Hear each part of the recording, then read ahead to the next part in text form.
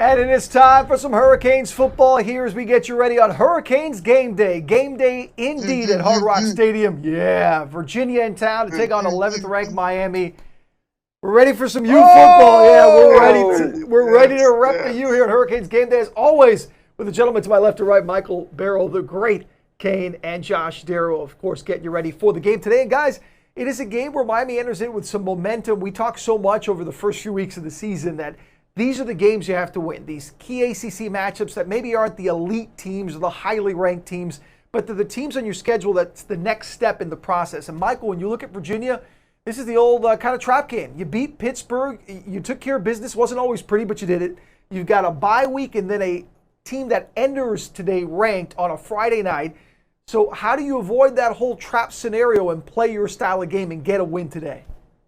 Yeah, no doubt, man. You said it correct. This is definitely a trap game that we got to be conscious of. When you look at last year, how we approached it, one thing that I was concerned about is that we played to the level of our opponent. When we play somebody good like Florida, we play great, but then we play somebody a little bit lower, then we play to that level, and you can't afford to do that. When I was at Miami and under Jimmy Johnson, when Florida State week, Notre Dame week, that was easy to prepare for. But our hardest practices or hardest weeks was when we played like the Dukes, the homecoming games, the teams that we're supposed to dominate, man. He would be extra hard on us.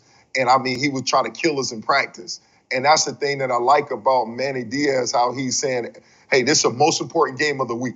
And it's just about this week. It's not looking ahead. It's not looking behind. It's treating every game like it's important, right, that you got to go out there and do it. So I'm curious to see how that pans out, because it's one thing to talk about it, but it's another thing you got to show up and show out and go out there and do it and get it done. Yeah, you mentioned homecoming too. There's always the excitement of that when you've got homecoming, and it's different. Look, we live in a different world. We've talked about the difference in getting up for games and not having the fans there. But Josh, when I was going over the notes for the show last night, I thought of some of the things you've said, because you have harped on it like Micheal did right now, that it's easy to get up for the big games, but it is these games that we know the last few years has given the University of Miami football program troubles, and this is the kind of game they need to avoid, that faltering, that trap, that fall down, that kind of changes a lot of times the course of where their season goes. So it's pretty simple, right? This is where you count on your leadership, okay? And here's the other thing for Miami this week. I think last week against Pitt, it was about resiliency, right? It was coming back off of a loss, that mental toughness. This week, it's about maturity. Right? Can you handle success? Can you handle this game? Can you handle this moment? And here's the thing. I talked to 3 different coaches on the Miami staff on both offense and defense, and here's what they said about Virginia. All of them said the same thing.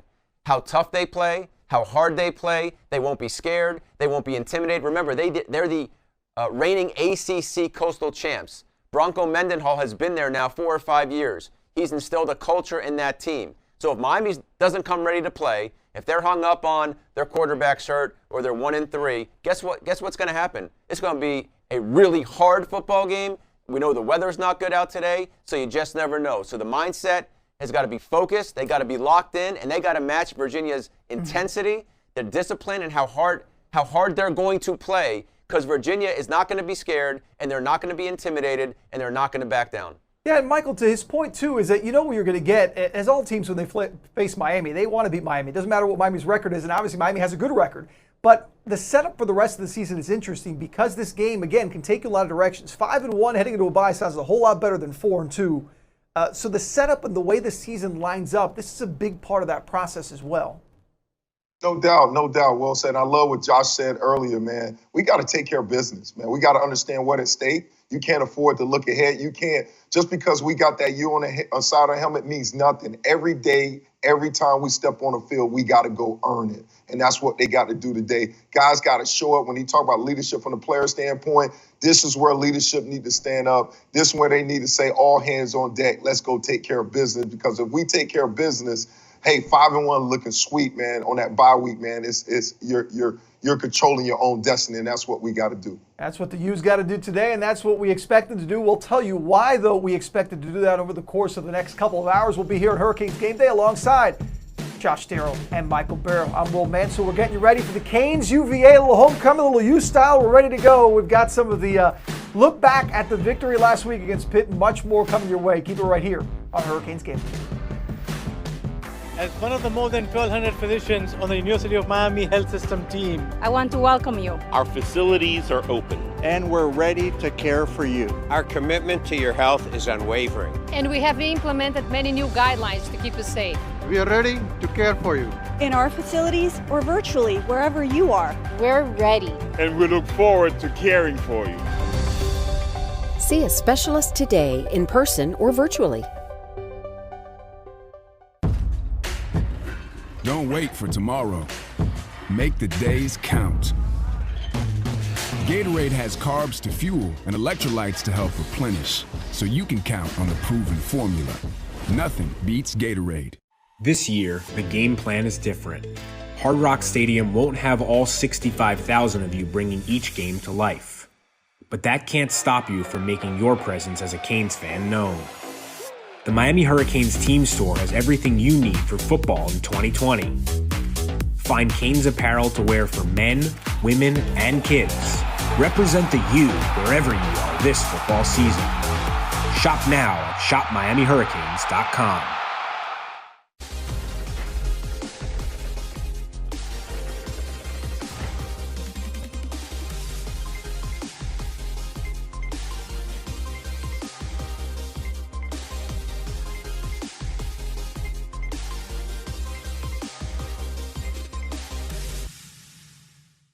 The COVID-19 pandemic has created challenges for all of us, but Canes are resilient.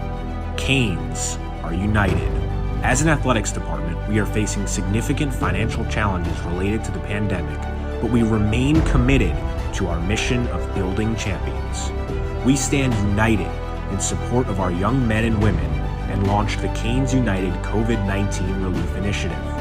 Show your support of the Canes by making a gift today at umcanesunited.com.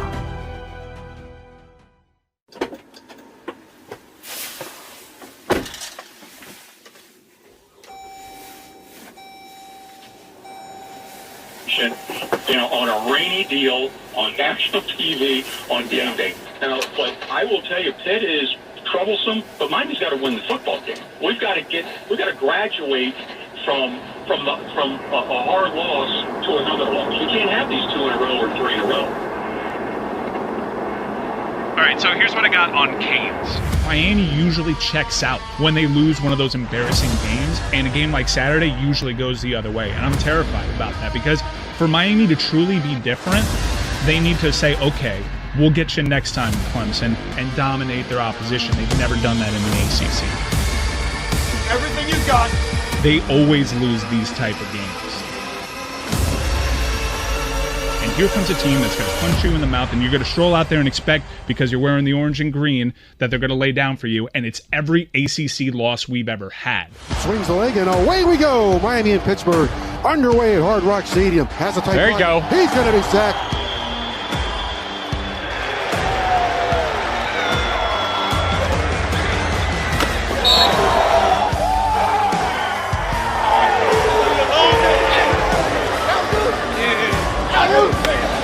No score first quarter. First down. Harris. There it is. King down the middle for Cameron Harris. Down the middle. He's got it for a touchdown. And there we go. It's Cameron Harris. Second and goal from the 6. King gives it away. No, he throws. Mowry right flat. 5, 4, 3, 2, 5. Touchdown, Miami.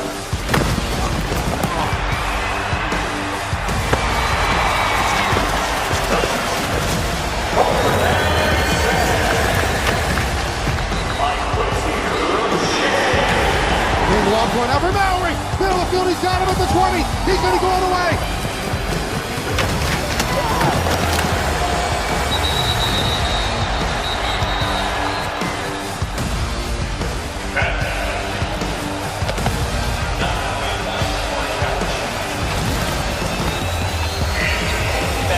Fourth down, game hanging in the balance for the Panthers. Yelling the throw. Here comes the pressure. Wobbles it out there. Incomplete. A wobbly pass, incomplete, and he was decked, I believe, by Silvera. Oh, yeah. Miami takes over. I think that's the feeling we have right now in this locker room. You did something hard. There are people in here that are exhausted. That was difficult in the heat, and we persevered. And what did we talk about this morning, man? I don't know if I've ever seen team ball like that. In this room, we respect everybody's contribution. No matter whether you played a snap, no snaps, or all the snaps, everybody had a point in getting that wheel turning. And guys, that wheel's turning right now. it's 4-1. And that's a pretty damn good feeling. Gotta love that winning feeling for Manny Diaz and his football team against Pitt. Will Manso, Micheal Barrow, Josh Darrow here. Hurricanes Game Day segment 2.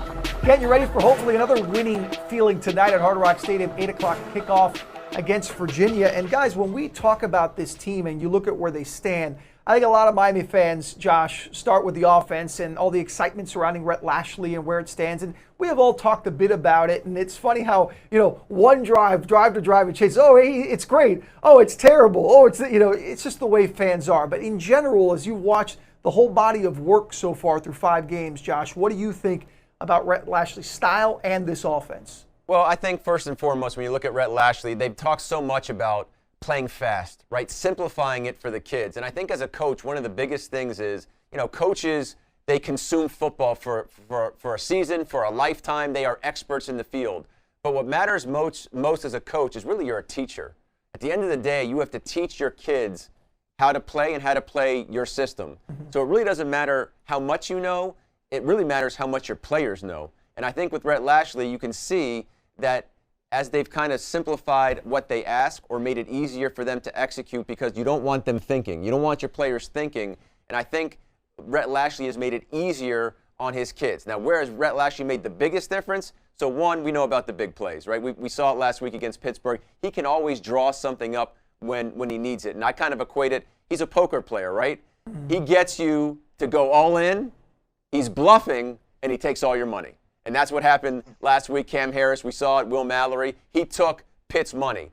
But the real difference, I think, Rhett Lashley, what he's made from a year ago, is that he's winning in what I want to call the money categories. And when you look at the money categories and where Miami is performing this year over last year, you look at third down conversions. That means extending drives, at the very least flipping the field. You look at red zone and scoring touchdowns and not kicking field goals, although this year, kicking field goals is a plus. Last year, you couldn't even go for field goals. And then you look at something, I call it, analytically, they call it kind of the power success rate, which is third and one, third and two, kind of short distance. Last year, Miami couldn't convert at all, which means drives ended. And this year, they are much better in that category. It's like a complete 180 from where they were in these statistical categories from where they were a year ago. So look, remember, it's year one, no offseason, limited spring ball. So I think, again, as you look at what Rhett Lashley is doing, you see the bits and pieces of what you can see when this thing starts to get going. And clearly our boy LL, as Michael likes to say, he is having a big-time effect. And I think the other thing, too, is what we're going to see down the road, that from a recruiting standpoint, kids are going to see this, and they're going to want to be a part of this. Yeah, and interesting, too, Michael, as we play off that, sometimes people want, you joke about the LL stuff, and we love Lashley, and people want the sexy plays, right? The big plays that Josh just talked about. But sometimes the simplest run or play action or certain formation that you show is so important. What do you see specifically in that style that's been impressive with this offense? Well, I mean, listen to Josh. I'm like, more money, more money, more money, more money. Hey, ladies love LL Cool J, and we love Lashley, man. He's making it rain out there. That's what Josh is saying with the money thing, man. But the thing that I like about it, man, going into the game, especially with Brevin Jordan being out of the game, you saw new personnel. For us, 21H got 2 running backs. He had Knighton and Megatron Harris out there on the same time, taking advantage of those playmakers on the field. And then also, like Josh said about, without having a spring game, right, he's still learning his player and personnel and what they need to do. So I saw him putting guys in great positions. So I saw new formations, right? I saw this pistol wishbone. But the one thing I love the most, which I think really sets our offense in gear, is the new runs, right? And we look at the runs, right? You said, I talked about the 21H personnel, outside perimeter runs, because a lot of people are blitzing us. Get the ball on the edge, man. Got nice, tough run. Then the second time, we got our unbalanced package, right? And he switched it back over right now. Here's Chaney right now, hard run. And the thing I like about it, the commitment to run the ball right after this play came back with another run. And that's what I'm talking about. Misdirection, move the chains, first down, man. And when we do that and we're intentional, man, great things happen, man. And right here, here's that pistol wishbone look I was saying. Hit him right on the gut, man. Set things up, man. I think right now, man, we are a different offense. In order for us to run our offense, to do what we do, LL, man, he committed to the run game. That's what it's about. And when you commit to the run game, then it opens everything up. It opens up. And here's a prime example, the second series of the game. Let's go to this video, and this is exactly what I'm talking about. First play of the game, right? Right now, we're running the ball, quarterback design run. Now, this play actually gave us 2 dividends because it gave us benefit a couple plays later, but later on in the game, we came back the same. Second play right now, quick pass, but look what happens. All right, Dedrick King, he's running the ball, right? So look what happens, right? That wasn't an intentional run, but he scrambled. But look, here's right here. Here's what I'm talking about. Because of the run, look at this. Peekaboo, taking candy from a baby. He got that like peekaboo fake. Man, he's able to get behind him, man. Took and the money. set things up. And it all started, right, because of the run. Right? That's the way we got to get going. When we commit on running the ball, right, it opens our offense up, and we got to continue to go through that flow. So LL start making it rain, baby. Make it rain. Making some money and getting those money plays. Again, they're not always sexy, but they lead to those so-called sexy plays and those big plays, as you saw there with Michael. Michael, look, the victory against Pitt, Derek King had his moments. You saw the offense had its moments. We just talked about Lashley. But when you recap what Miami was able to do, you've got to go to defense as well, the defensive line. There were times where Pitt moved the ball and they were in position to get in the game or take the lead or whatever it may be. But Miami's defensive front, that D-line, made the plays to not allow them to get those touchdowns. And what was the difference when you watched and look back at what Miami did defensively on that D-line in particular? Yeah, Will, you said so well, because I'm looking at the game. I'm like, what are we doing? It's a backup quarterback. Go get him. Blitz in the house. Go get him. No. But then I realized, right, it's a defensive battle that we don't have to take those chances, that we could just play our normal ball, right, and get to the ball. And one thing I like, man, and you saw it in the highlight tape, I mean, the one S is swarmage, man. Defensively, man, we were swarming to the ball, man. We was trying to get there, man. This is a prime right there. Dude's trying to cap him off right there. Jalen Phillips in the backfield. But here we go, man. Swarmage! Boom! Trying to cap this dude off like what? And then he's flexing on. I see you, Bubba. That's what I'm talking about. Then the other thing, man, that we were doing that was so well is situational football, man. The D-line put in a situation right now. What Pitt did, and you didn't even know on that counter play, that was the same play that Clemson did, right? And we executed our run fits was so much better. It was clinic tape, man, making things happen. And then Quincy Roche, he was a beast. ACC Defensive Player of the Week, man, had 7 tackles, 4 tackles for loss, getting it done. And then all those guys on the D-line, man, they were eating, man. They were eating. Look, sack. Right here, Quincy Roche then took the ball from him, man, took his lunch money. My man, Nesta Siesta right now, he was all right pushing the pocket, man. But the D-line was swarming, so that's why we could be conservative, because our D-line was eating, man. They were eating up front. It was making plays, and it makes the game so easy. Anytime you get a D-line dominate like that, you could be more conservative on the back end, because one of the concerns I had with the receiver catching 100, I was like, whoa, what's happened with that? And we're going to go through some growing pains because we're playing a lot of young guys. But when you have a defense like that, man, defensive line eating the way they was eating, good things are going to happen. That's a great start. They dominated the game up front, man. Hey, you love to see that. You got a little bit of the offense and obviously the progression there and the improvement and the continual gradual improvement, and then the defense as well. And Michael, you highlighted, you're talking about growing pains. And Josh, we have talked plenty over the course of weeks. I know sometimes fans don't want to hear it, but young players will learn a lot of times about making mistakes and going through those pains. This is a young Miami roster for the most part. I don't think Miami fans are aware, Josh, at how many young players are playing vital roles on this team right now.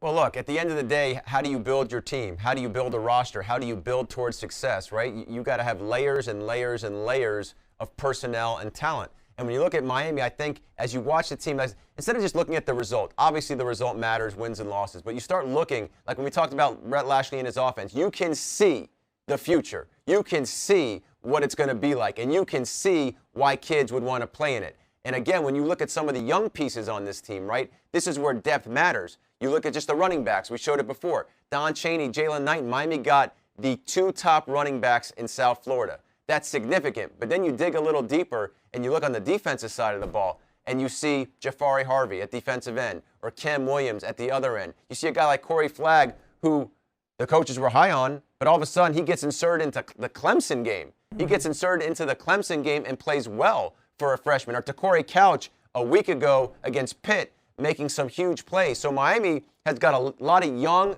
good pieces that Miami should be excited about. And I'm forgetting about the man in the middle, the guy that was eaten, right? Harrison Hunt. So you see that 20 freshmen have played this year, right? Yeah. So and they're feasting. I don't know, Michael must have did Michael write this? Freshman feasting? What's going on here? But you've got a lot of young pieces, and when you look at them, I always look at it, I don't look at it as right now. I look at it as right now and what it can be for Miami, what the future is. And I think the other thing, too, where do most freshmen show up?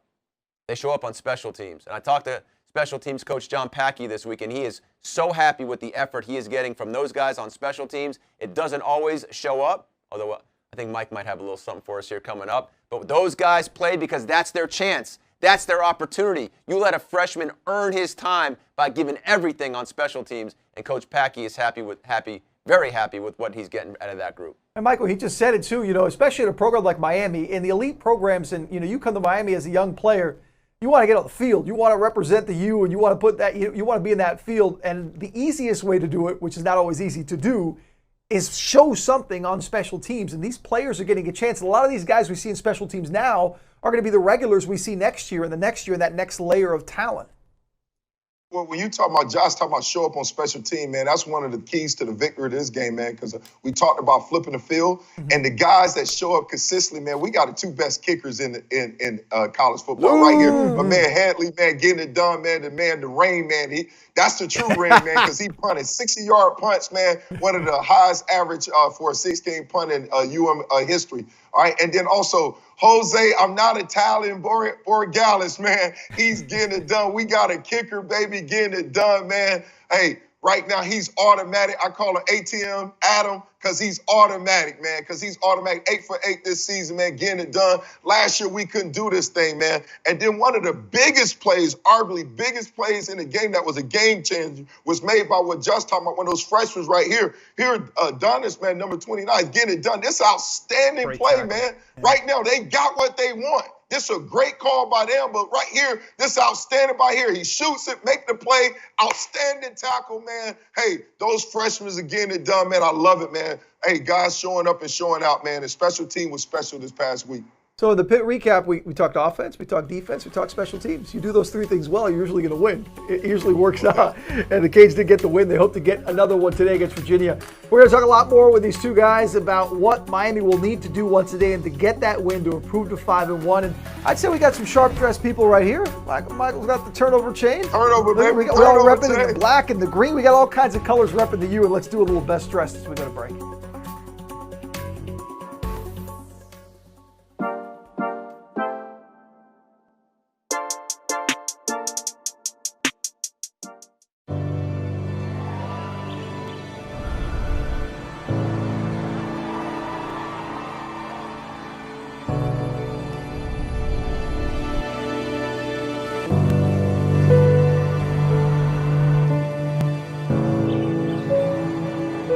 We understand your passion to play, your love of the game. We live and breathe it too. At our core is a deep, relentless pursuit to heal the body and alleviate pain, to rehabilitate spirits and restore quality of life, to elevate your performance. Because we not only innovate medicine, we preserve dreams and inspire futures. We are the University of Miami Sports Medicine Institute, so no matter what takes you out of the game, we'll help get you back in. We'll help you recover your game.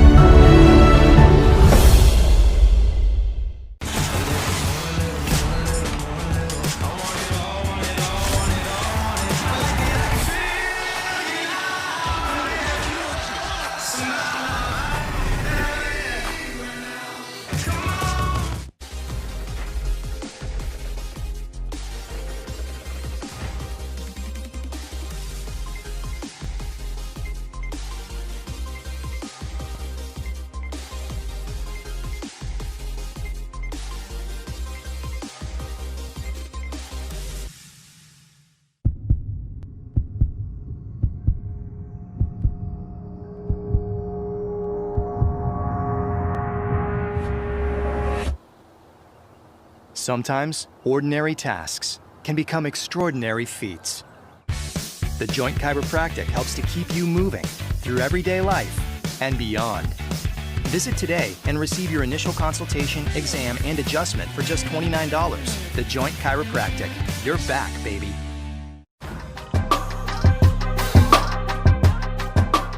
Time for the breakdown segment with our head coach, Manny Diaz. And, Coach, I know you have something special for us this week. Yeah, I got something from all three phases, and I want to start off with special teams. It's been so key to our early success this season, and there's some young guys. We talk about Borregales and Headley, but there's some young guys around them that are really making a name for themselves, and I want to show them. So this is in the third quarter. We've just scored the touchdown with to go up 28, I believe, to 16. So really got a chance to take momentum right here. And Borregales does an amazing job. A lot of his kicks are kickoffs, but every now and then there's going to be one that's going to be returnable. And our guys got to cover every time, like they're all going to come out. So there's the effort of some of these players who are, their roles are going to grow more and more. I want to start off with Mike Parrott. Does a great job with us on many special teams phases. Is a fullback in our program. Look what he does to this player right here. I mean, that is phenomenal. That's just an absolute domination. And then look at the players running down. Xavier Restrepo, Brian Balaam, Corey Flagg. There's Sam Brooks, Avery Huff, and that's Tyreek Austin Cave. Okay, here's Michael Redding, and there's Dunson. Okay, that's the Corey Couch. Every one of those guys I just listed is either a sophomore or a true freshman. Okay, first or second year guys in the program that are, again, learning on specials, giving great effort. Avery Huff beats his block right here. He's going to bend it. You see Brian Balaam comes in. The ball is not even at the 10-yard line yet. Look how many Hurricanes are already surrounding the ball. And then watch Sam and then Tyreek Austin Cave right at the moment of truth. Corey Flagg. Look how many hats are to the ball. We're driving the guy back. I mean, look, that's phenomenal special teams. You see Dunston jumping over the pile. Look at Borregales celebrating his teammates. Really fun to see all these young guys get down there and take pride in playing special teams for the Hurricanes. Coach, explain how these guys earn the spot to get on this, because there's no gimmies on coverage team like this. No. Jonathan Packey does a great job, and it's effort, attitude, and toughness. Eat. Those are the three things that we emphasize, and that you can see. Every week we want to put it on tape that we're playing with great effort, and that's why when we talk about things like that, attitude and toughness. And you see it, and you can see right there in a momentum game where Pitt's got to run a kickoff back. They're trying to get a big play. They get the momentum back after we just scored, and having so many guys, run into the guy like that sends a message to other teams that you might want to keep it as a touchback. Now I want to switch gears and talk about really another major key to winning the game is red zone scoring. So we're up 14-10, okay, and we've got 14 because we scored on 2 short fields. Well, Pitt right here is on a short field, all right? And our red zone defense and our ability to bow our necks, right here we got a 3rd down and 3. They can still get a 1st down at the 1-yard line. So this is, the data says this is a passing situation for Pitt on 3rd down and 3. So we're going to disguise like we're in, some sort of matchup coverage right here, but we're not. We're actually bringing a blitz. Frierson's going, Flagg's going, and McLeod is going, but McLeod's got to take the running back if the running back goes out. Well, he does. Well, the bad news for Pitt is now Pitt is only left with 5 blockers, 5 offensive linemen, and we've got 6 blitzers. So we've got one more blitzer than they have to block. Now the question is, who are they going to not block? We do a nice job on the back end. We kind of match up to all the quick throws. We need to work into here.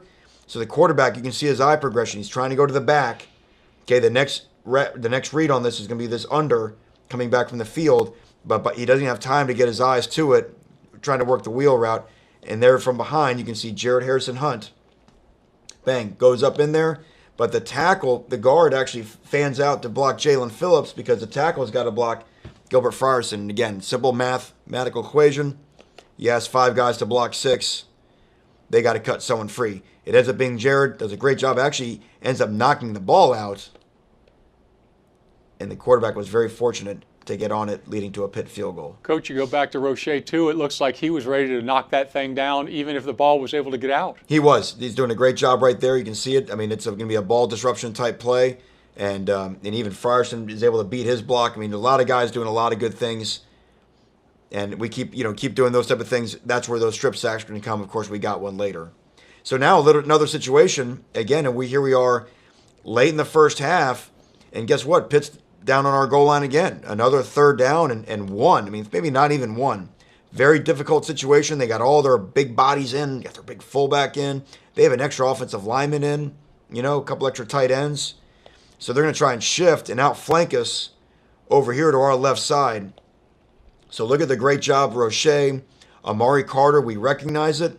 We're able to bump our defensive line over, get all of our numbers correct. So we've got the proper guys in the proper spot. And watch here from the back end.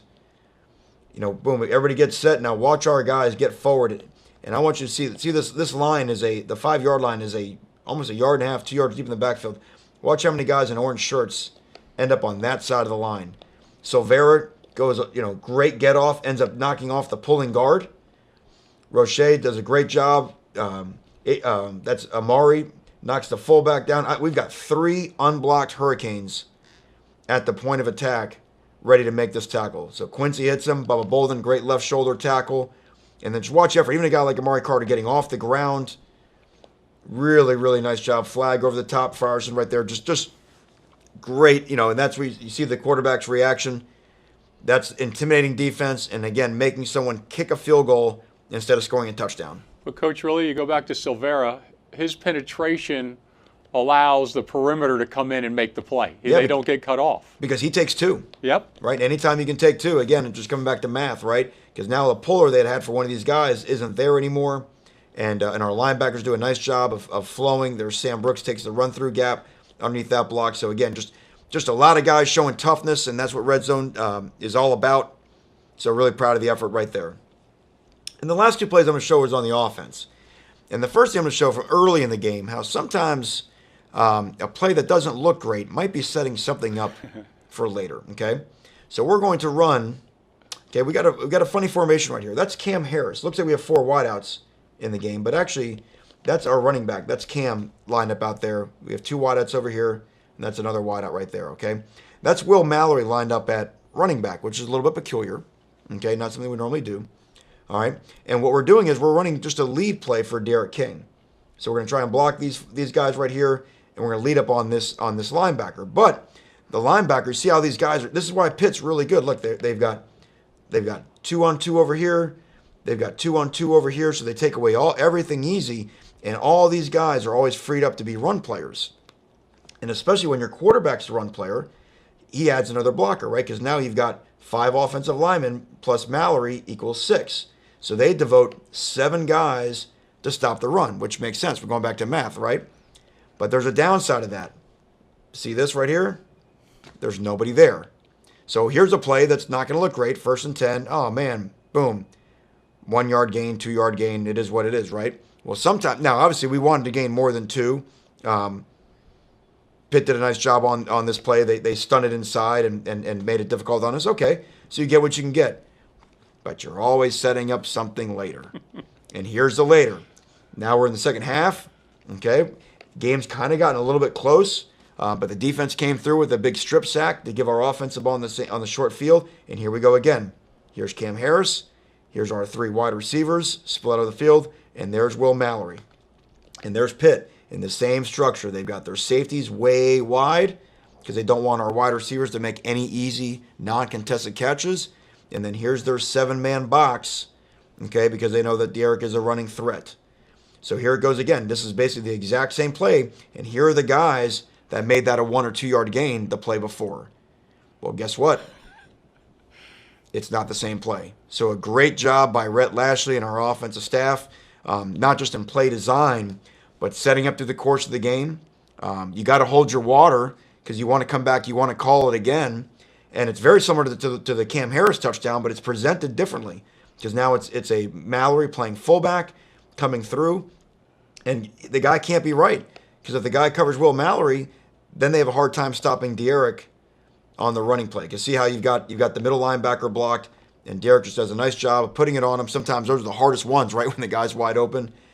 Does a great job, puts it right on him, and this was really the dagger touchdown right there. So phenomenal play design, phenomenal execution, but a great example of what it shows you where sometimes, those small yards gains in the first half set up the touchdowns later on in the game. Coach, and you talk about design. If you go back and you look at the wide receivers, the guys behind, the number 2 guys behind, both of them flashed their numbers on both sides to hold those defensive backs in place so Will can get out down the middle. That's right, because it looks like a screen on both sides, right? So both the safeties step forward. And again, this is what makes Pitt tough.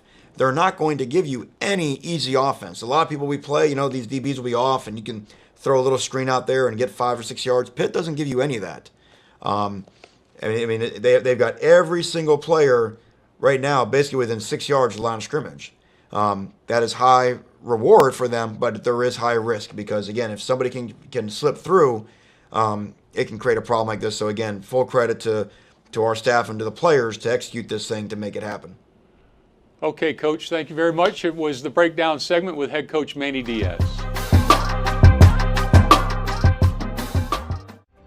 As one of the more than 1,200 physicians on the University of Miami Health System team, I want to welcome you. Our facilities are open. And we're ready to care for you. Our commitment to your health is unwavering. And we have implemented many new guidelines to keep you safe. We are ready to care for you. In our facilities or virtually wherever you are. We're ready. And we look forward to caring for you. See a specialist today, in person or virtually.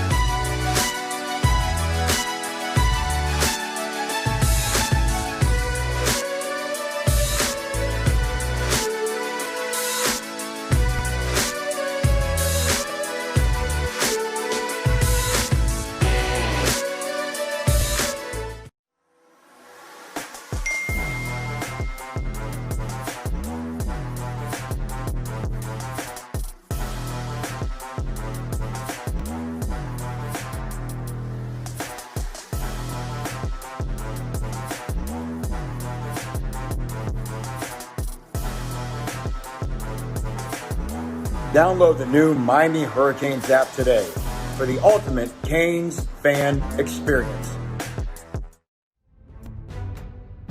Welcome back to Hurricanes Game Day. We're getting you ready for the game today at Hard Rock Stadium between the Hurricanes and Virginia. Miami, 11th ranked in the nation, looking for their 5th win. A big reason they're off to this quick start. The play of Cam Harris, a starting running back who's made some big plays, and here's part of what makes him tick and has made him so good this season. 4th down and 1. UAB on top 7-0. Harris getting a lot of work early in the Miami running attack. 4th and 1 on a handoff, and Harris breaks it free across the 50, at the 40, the 30. He's going to go all the way to the end zone for a touchdown. 66 yards. Cameron Harris. The biggest thing is he has taken care of his body. And I think he has learned the game, the X's and O's, how to do it, what to do, and when to do it. It's now second nature to him. I think he has improved in his pass protection. He has mastered it, catching the ball better this year. And I think he has learned a lot more patience. Cam Harris, a powerful guy, but can accelerate away from contact. For his running inside the tackles. He's very patient now, being able to take what the defense give him, we call it the filthy 4.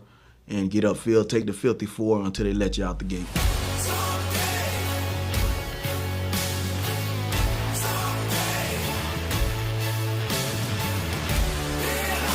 It's Harris busting into the end zone for a touchdown.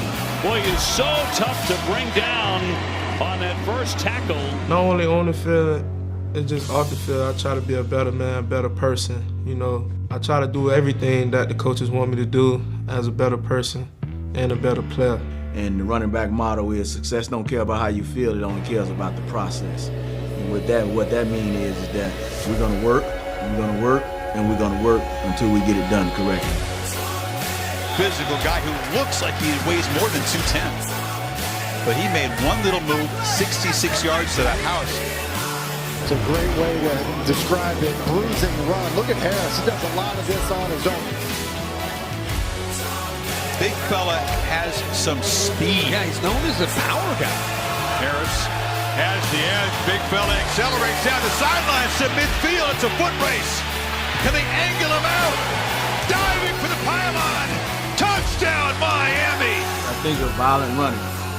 And that's what we teach here in Miami. Let's go, baby!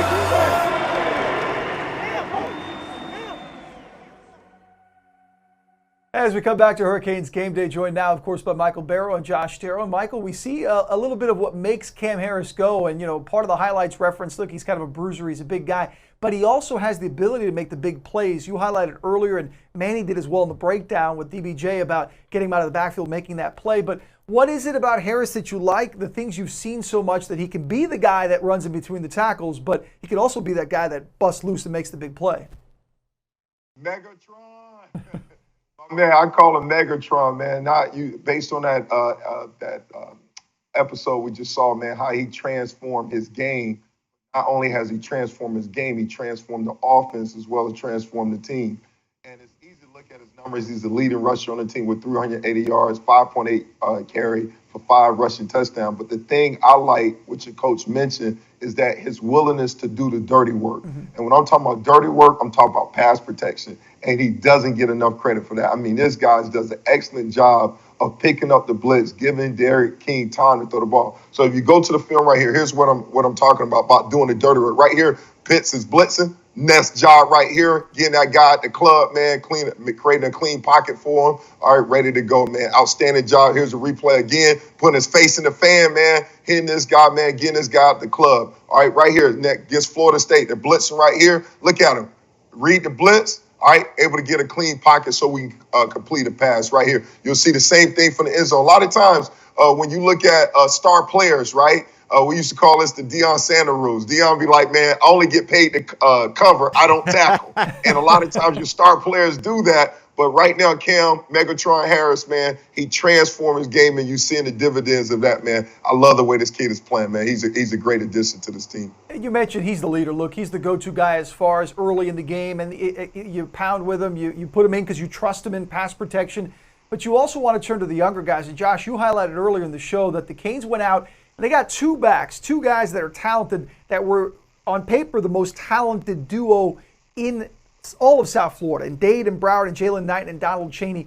How is Rhett Lashley and how have the Canes been able to kind of work them into the offense and get them going and make them a part along with Cam as far as these backs go? Well, first of all, they earned it, right? They got to be good enough to play. The other thing, too, is there's really no one else to play. And you want to split carries, you want to give guys rest, and you want to give guys opportunity. So that's just the kind of the nature of the running back room. But when you look at Knighton and Chaney, not only the 2 top kids in South Florida, they were top 100 kids in the country. And I know when we were here, talking after the Clemson aftermath, I mean, how do you build a winner? How do you build an elite team? You build it with elite talent. And Miami got elite kids to stay home. You see the 16th kid in the state, the 18th kid in the state, their top 115 kids in the country. And now you've got a foundation to build upon. We talked before about the freshmen and the young pieces. It is very easy to see that these are young pieces for Miami Hurricane fans to be excited about. I was trying to think about a duo. Who could we compare him to? And I might be a little off on one of these, but the 2 names that I thought of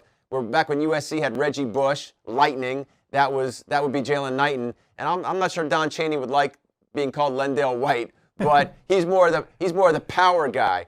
And so what you've got is you've got foundational pieces to build your offense around. And the key, I think, too, going back to Cam Harris, when you look at the running back room for the University of Miami the last few years, well, guys have left.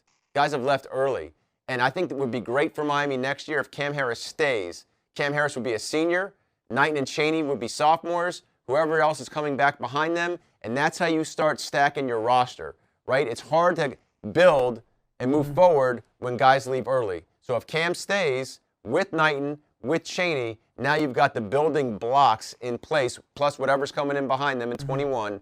And now you've got a running back room to look exactly how you want it to look. And you talk about those layers on a team and on a roster, and when you got that many talented backs, that is something. Those layers, Cam goes out, gets the dirty work early. Those guys maybe bust through for the big play. Hopefully something they can do today against Virginia. Meanwhile, we've got a lot more to talk about. We got some enemy intel coming up later in the show. We're going to get you ready. We'll get Mike's keys to the game as well here at Hurricanes Game Day. But as we go to break, we're diehard fans, but there are plenty of them in your Coast to Coast Canes.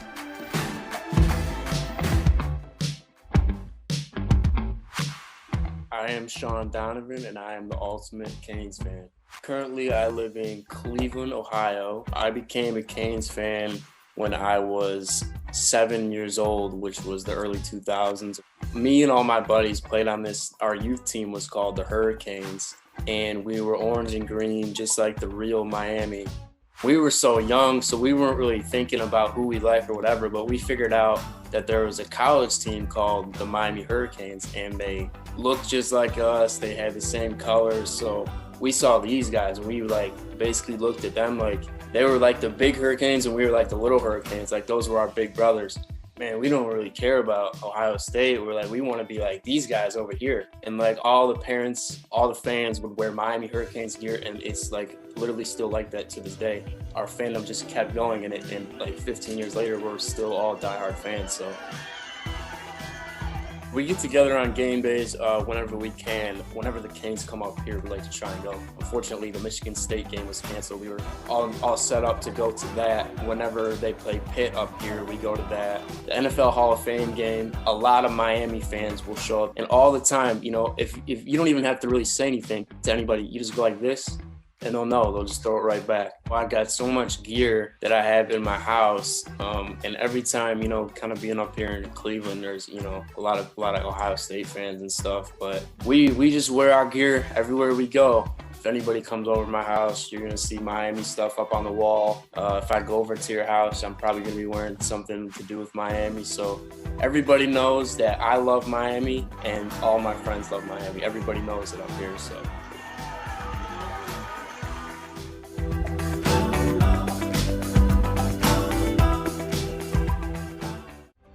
As one of the more than 1,200 physicians on the University of Miami Health System team, I want to welcome you. Our facilities are open. And we're ready to care for you. Our commitment to your health is unwavering. And we have implemented many new guidelines to keep you safe. We are ready to care for you. In our facilities or virtually wherever you are. We're ready. And we look forward to caring for you. See a specialist today, in person or virtually. Don't wait for tomorrow. Make the days count. Gatorade has carbs to fuel and electrolytes to help replenish, so you can count on the proven formula. Nothing beats Gatorade.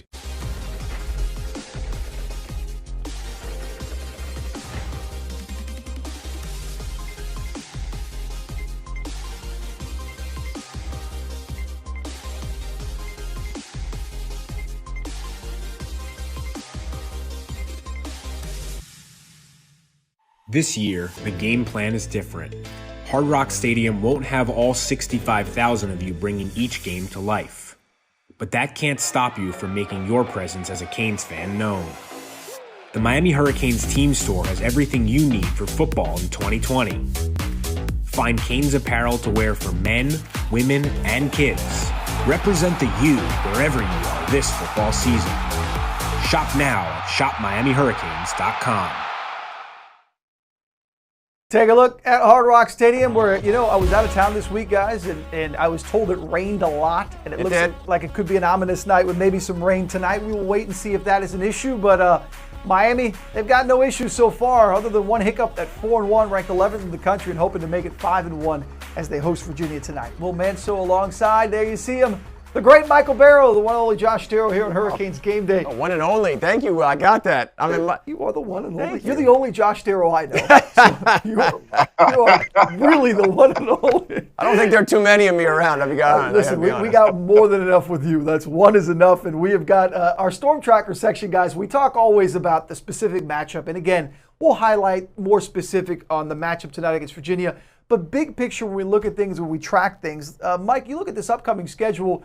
We touched on it earlier for those just joining us now that these are the kind of games you got to win. Everybody always highlights the rivalry game against Florida State, obviously a big game.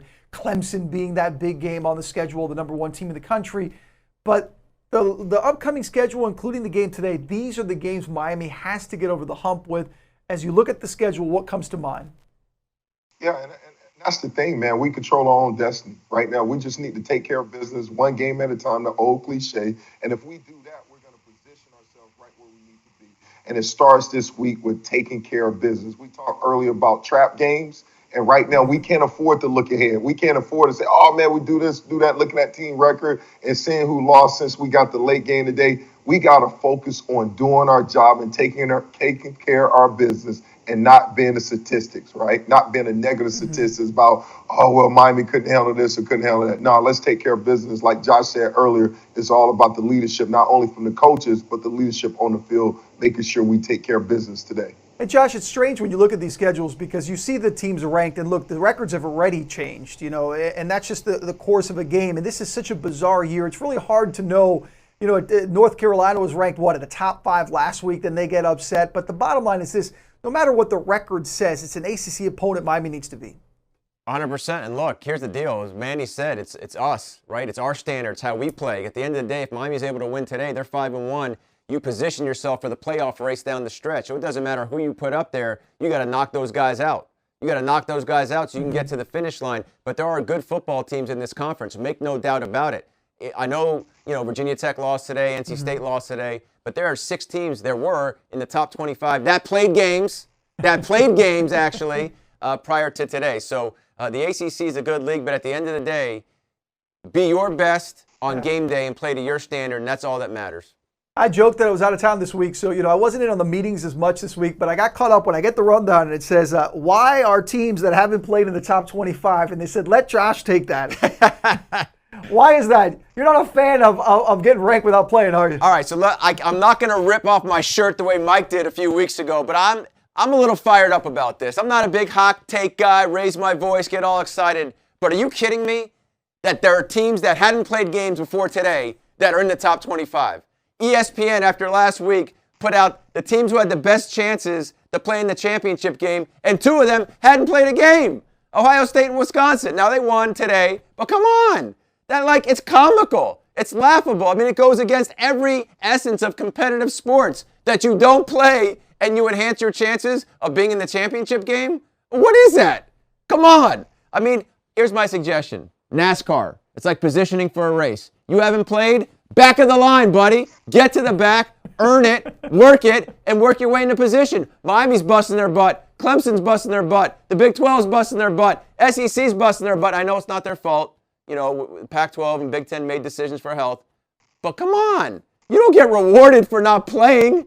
That doesn't make any sense. That's not what this sport's about. Earn it on the field. Mike, by the way, I'm glad you didn't rip off your shirt. No, I mean, I would not hurt the viewer's eyes. The visual's there enough already. Mike, do you like it? I mean, I understand where he's coming from in the sense this is such a weird year. We've seen teams ranked that either haven't played or have just one game, and it's hard to gauge who really is good this year in college football. To me, I mean, the fact that teams that are playing and having bad losses, right, justify Ohio State and the teams that haven't played their ranking, right? Ohio State, based on the body of work they did last year, I mean, the quarterback they played Nebraska, they beat them like 52-17. Justin Fields picked up where he left off last year. And a lot of times, I understand what Josh's trying to say, but because right now you look at it, right? ACC right now, when you look at it, North Carolina had a bad loss. All right, we lost against Clemson. So right now you only got one team, Clemson, that's ahead of the pack. And even them, they're not the Clemson of the past. They got some talent deficiency. Alabama, right? They're number 2 in the nation. You look at them, right? They beat Georgia, obviously, but Alabama defensively, right? When you see them give up that many points against an Ole Miss team that's rebuilding, it's some concerns out there. And then you look at the Big 12, only team out of the Big 12 was Oklahoma State that's undefeated. But Oklahoma, Texas, they're beating themselves, having a down year. And then the Pac-12 haven't even started. So I see why, right, they got Ohio State where they are. I see why they got teams at Minnesota and Michigan, right, in the top 25, just because when you look at the teams who are playing, nobody's really taking the lead and dominating. And the teams that are, like I said, Clemson and Alabama, they're not invincible, right? So I understand why it's a lot about potential. And obviously potential can get you fired and can have you in the conversation Josh talking about. But I have no problem with their ranking, right? Because it's just a starting point, because the championship is not going to be handed out until the end of the season. So it don't matter what ranking you get. It's all crowd noise, man. You got to prove it on the field. I'm not even going to get on the side of the fence on this one. You both made great points. All I got to say is I'm fine with any show that we get to see a hot take or angry Josh. You know what, Mike? My brother from another mother, no more. we are not from the same family. That's okay. it. See, We're You gotta done. look at it, man. Hey, this is not a presidential debate. They They're put me not in the- getting votes for Wait, it. am I the They moderator? gotta Am play I the the game, moderator? man. It's like Donald Trump and Joe Hit the Biden mute going out button. and fight, man. They gotta play the game, Hit man. the mute button. Let's go to break. And on that thought, a more serious topic, we know it is Breast Cancer Awareness Month, and Dr. Kalfa here with a little interview with that in mind.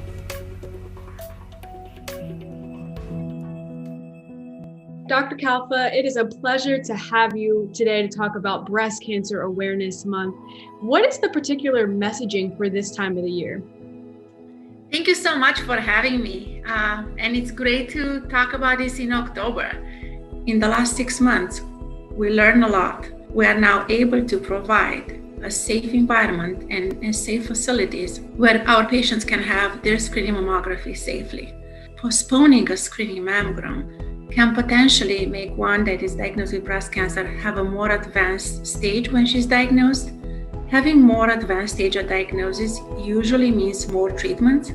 So I really strongly encourage everybody that was putting their mammogram on hold to really listen to this message and to no longer do that. And what are some of the latest advancements with breast cancer treatment? Can you talk about some of the latest things that Sylvester is doing? We made significant progress in the treatment of breast cancer, and over the last 3 decades, the chance of dying from breast cancer had decreased by 40%. We still have a lot to do.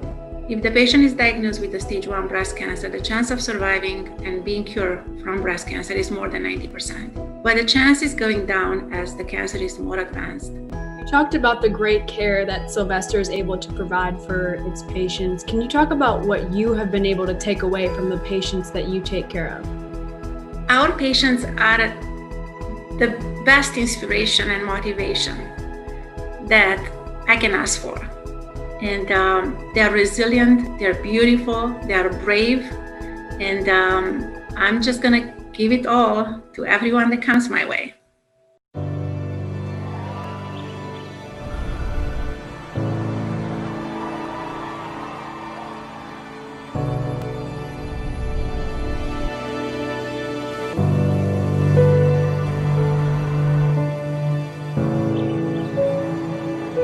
We understand your passion to play, your love of the game.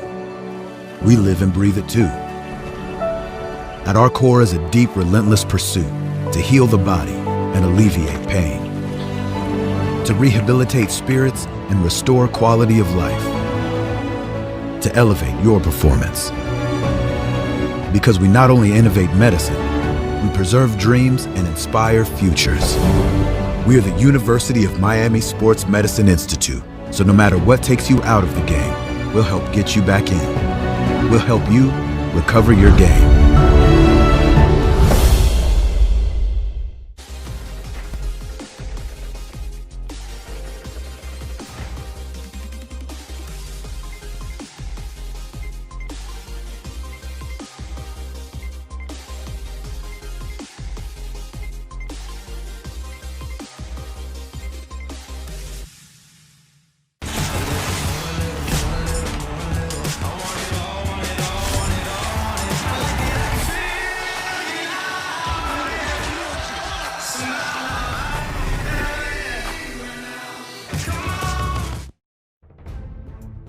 Here on Hurricanes Game Day, certainly the focus is football, but in the background you saw some of the pink as well as Miami's getting ready to host Virginia tonight. It is Breast Cancer Awareness Month here in October, and it is winding down. We certainly, though, have our thoughts with those who have battled this awful disease, including the Eric King's mom, Cassandra, who shares her story in that battle right now.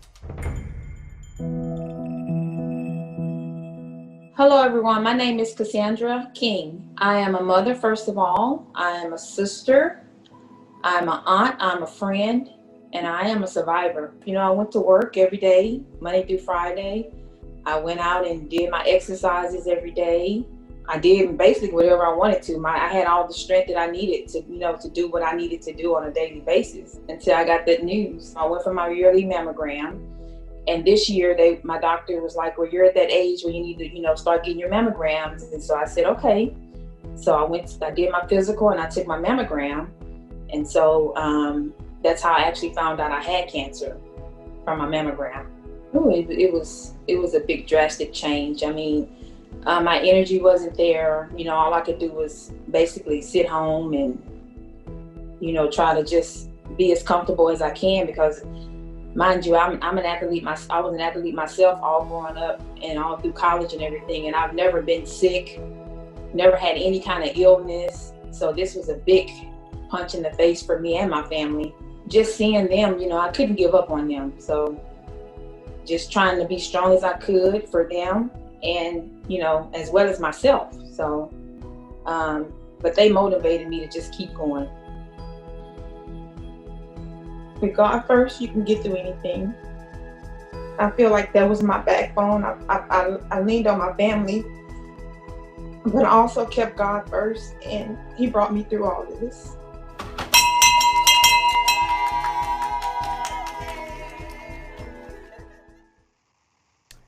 That's a strong woman right there, Cassandra King, and we certainly think about her as sends our prayers to her and the battle that she has had, and certainly it says a lot about her son, De'Eric, in watching that battle and seeing the strength that she has. And Michael, as we come back, we're going to talk about De'Eric King, the football player, but I think you can see, given his family, the passing of his father he had to deal with, given what his mother has now had to overcome, where he gets that strength, that grit, we like to call it, that I know that this isn't necessarily translates to football and plays, but just heart and effort. You see why De'Eric King is the way he is.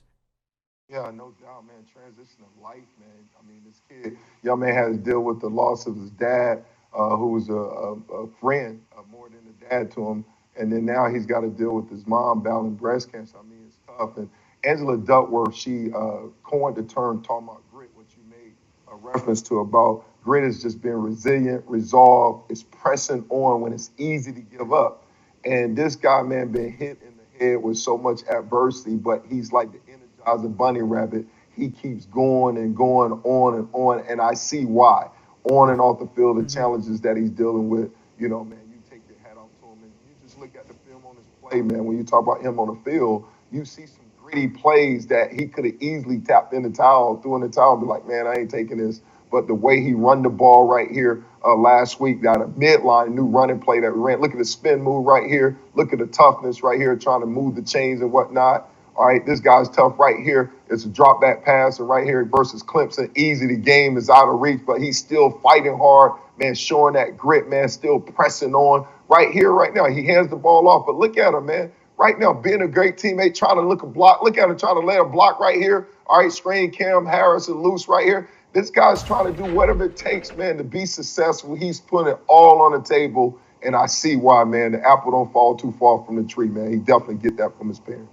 And Josh, Michael calls it grit, and I think that's a great word. And I think as a football player, when you move over from the emotional side of it and just the inner strength that he has to move forward with everything he's had to deal with and overcome with his family, you look at the toughness, and Michael highlighted a hit there. My goodness, there are times where I'm watching those games where I'm just cringing, thinking that's your quarterback, man. He's taking those big hits, but yet as I'm thinking that, he gets right back up and he's in on the next play. Yeah, and look, his leadership is unquestioned. It solidified a void on this team. It was seismic and tangible. You talk to the coaches, absolutely necessary.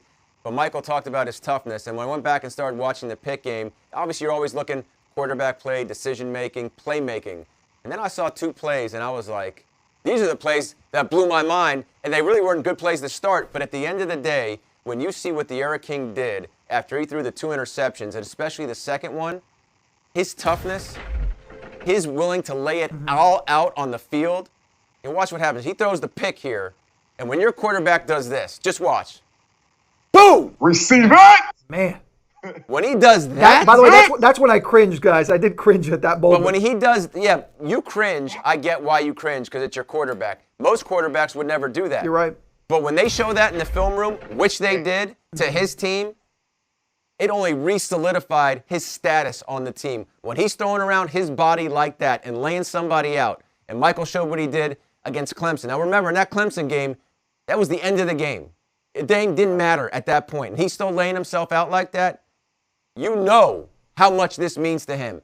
And no player on the team, not one, can look at him and say, I'm tapping out. Because if he's doing that as the quarterback, he is all in. And he's a leader, and that's what you want from your leader. But there's also another aspect to it, Mike, and we've got a quick moment here. I wonder is he trying to do too much? Because let's face it, he's a transfer. He comes with success. There was a lot of expectations put on his shoulders to be kind of the savior of this offense. You think at times he puts a little too much on those shoulders?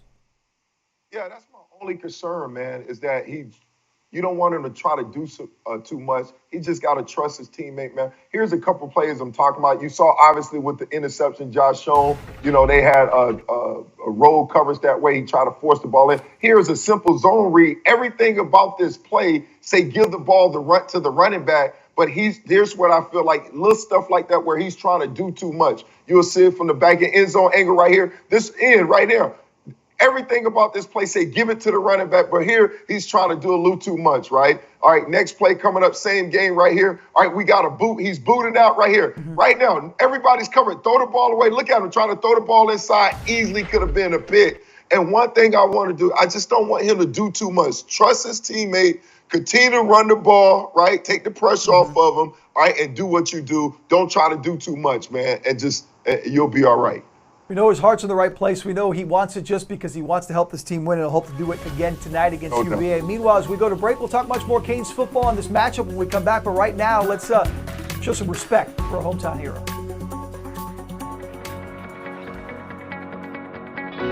My name is Edward O'Sheehan. Originally, I was in the Marines. I enlisted in the Marines after high school. So I did 4.5 years of active duty in the Marines. And after that, when I got out and was going to college, I switched over to the Army National Guard. Altogether, I've got 35 years of service. I'm currently a colonel, and I'm currently still serving in the Florida Army National Guard. My name's Heidi Marie O'Sheehan. I actually enlisted in the Army when I was a senior in high school. I went into basic training when I was 17. I turned 18 on the rifle range at basic training. I ended up retiring in 2005 with just over 20 years of service as a captain. After I went through Marine Corps boot camp and Heidi went through Army basic training, they then sent us to an Air Force base out in Denver for our training. And so we met at an Air Force base. When I first met him and we first started dating, he was a Lance Corporal, which is kind of a very lower enlisted rank in the Marine Corps. And for him to have made all the way to the rank of a full colonel, I'm just so impressed and proud of him for all of his service. Heidi deployed to Kuwait for the invasion of Iraq. And I still meet people that knew her and served with her, and always hear great things about her and what a pleasure she was to serve with. And people speak very highly of her, and it's rewarding and makes you feel very proud to hear those things. My favorite job with the military was definitely serving as a TAC officer with the Florida Military Academy, training future officers. So even though I'm retired now, I see that as a way like my contribution carries on, because a lot of people that I trained are still serving and are now senior officers and kind of carrying on that service. So I see it as a way that my service continues. Just being part of the military, just being part of the national defense of the United States, and being in the National Guard is also great, because when hurricanes come or disturbances, or and being able to help the citizens of Florida, I've really enjoyed that. It's such an honor. I think all military people, we don't do it to be thanked really, but also very humbling and very much appreciated. Been a season ticket holder, so I've gone to the games and seen people come out, and whenever anything happens with the military gets recognized, or there's a flyover at the game, you just see people coming together. And to actually be part of that myself now, it's quite an honor, and I thank you for that.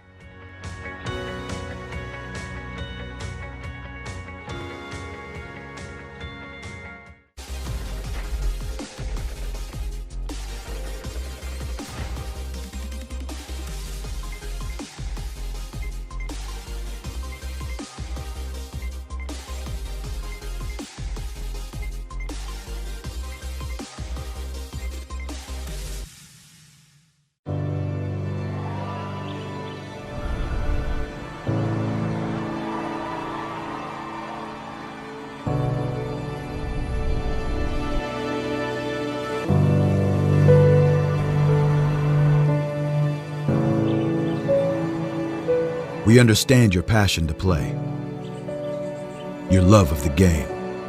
We live and breathe it too. At our core is a deep, relentless pursuit to heal the body and alleviate pain, to rehabilitate spirits and restore quality of life, to elevate your performance. Because we not only innovate medicine, we preserve dreams and inspire futures. We are the University of Miami Sports Medicine Institute, so no matter what takes you out of the game, we'll help get you back in. We'll help you recover your game.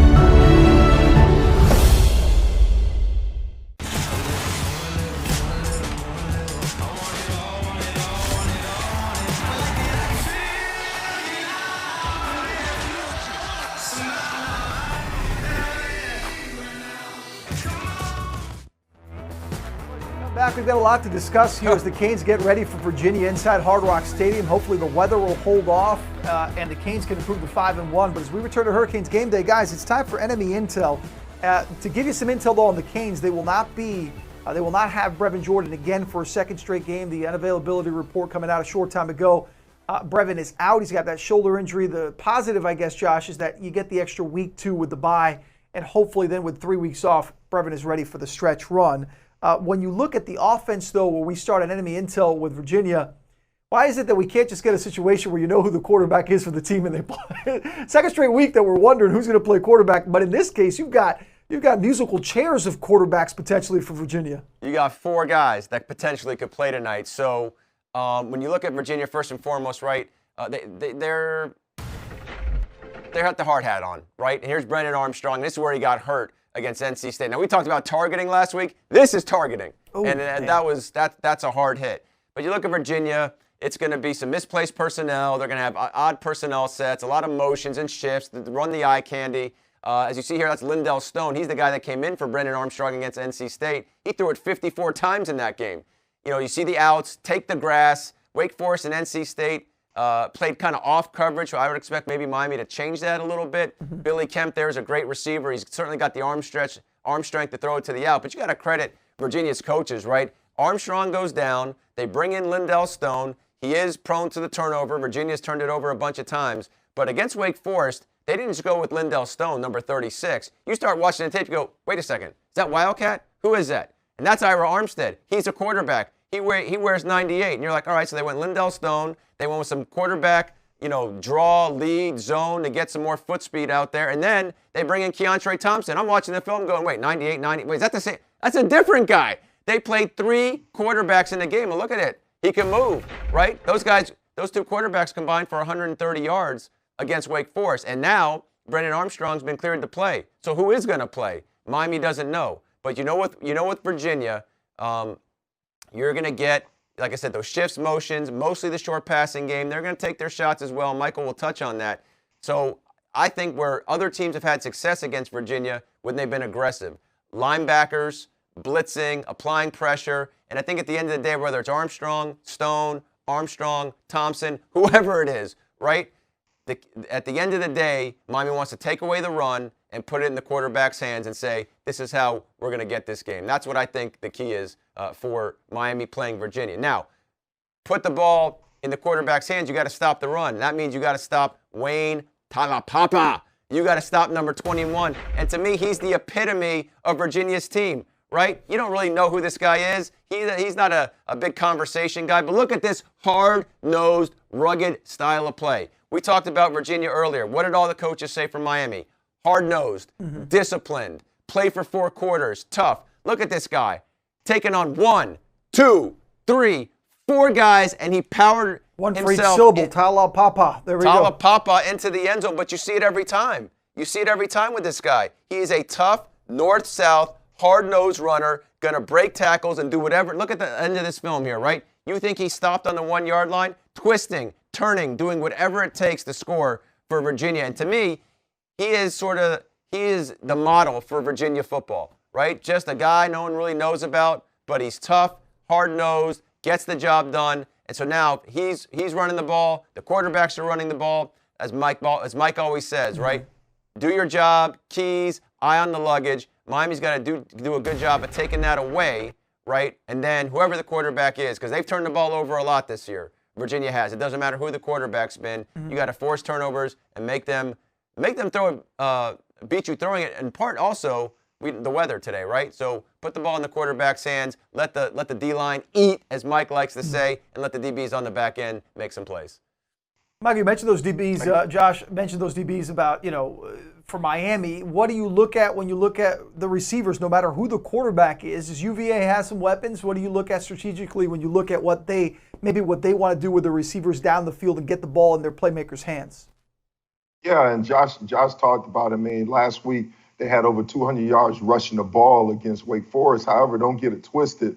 Their pass catchers are the playmakers, all right, on this offensive team, regardless who at quarterback. Like Josh talked about, they like to do quick game, passing game, but we can't fall asleep because what they'll try to do a Houdini and do a double move and try to beat you to deep. All right, and no matter who's at the quarterback, one of the quarterback's best friends, arguably, when you look at the film, is the tight end. And they got a great pass-catching tight end. He's one of the top 5 pass-catching tight ends in the nation right now, Pojan. And he gets it done, man. Big, nice target, 6'7", get it done, man. All right, we got to be able to be conscious on him, have tight coverage on this guy. And then on receiver, you got the leading ACC receiver right here, Camp number 4, leads the ACC in reception, average 9 yards reception. And in addition to that, you got this dude, Wilt the Stilt Davis, 6'7", yes. A big dude. 6'7", freshman receiver, man.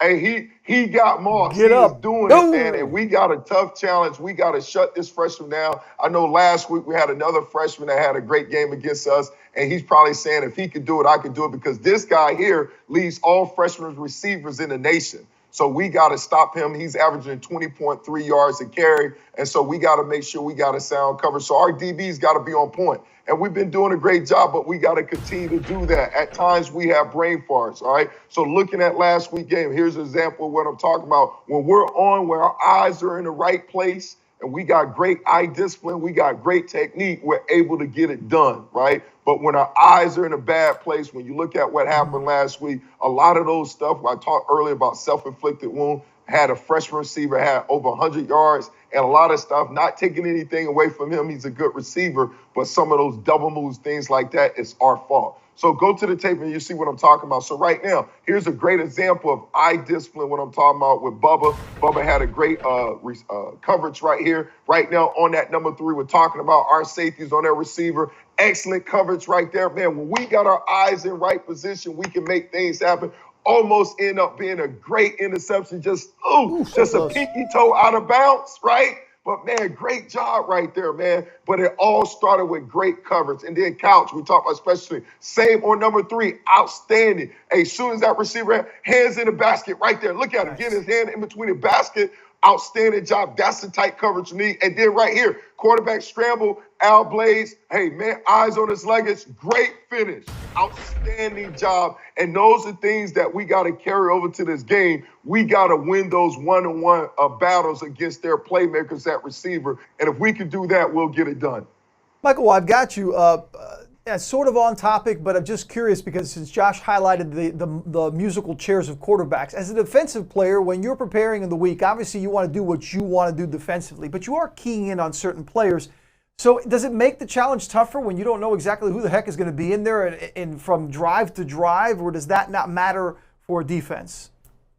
It doesn't matter, because the thing about them with their quarterback Armstrong, who's may play or may not play, basically what they did was they said, okay, we can't replace him with one guy. 36 Stone is not that type of guy. He cannot run, right? But 98 and 99 can. So what they're doing is just playing musical chairs and trying to get the offense that Armstrong produced by himself. They're now trying to split it up. So it really doesn't matter from our defensive standpoint who's ever on the field. If they got 98 or 99 at a quarterback, it's easy for us to, because we go to our Wildcat set.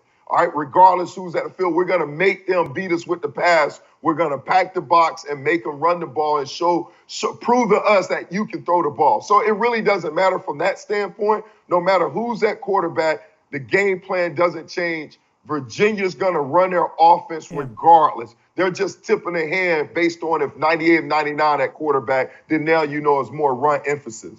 Get your roster ready, man. You got to keep up with all those numbers, all those QBs, all those guys shuffling in and out. We'll see who's healthy, who's ready. We'll certainly talk more about this matchup, including enemy intel part 2, the defense, when we come back here on Hurricanes Game Day. But for now, as we go to break, how about some Canes in career?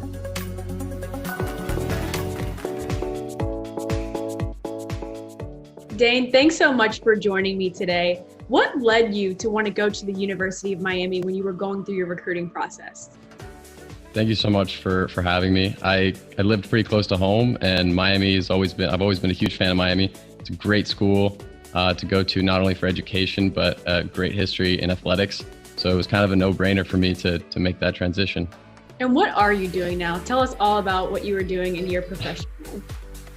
Well, I just started training, so I can't speak too much on my experience, but I'm just started my job at Citibank, not in New York, but I will be working in New York as a corporate banking analyst. So it's kind of similar to investment banking, but we work more with the debt side of companies, try to raise debt. And how did the Miami Herbert Business School prepare you for what you are going to be doing for Citibank? Well, I had not just 1 degree, but 2 degrees, so I definitely had a lot of preparation. Honestly, my favorite part of the business school was the professors. They always took the time to really help me out. So even though I loved the classes, the material, just the professors taking the time and really guiding me, that helped me a lot. And the interviews can be kind of stressful and difficult when it comes to banking. So they definitely helped me prepare for that a lot.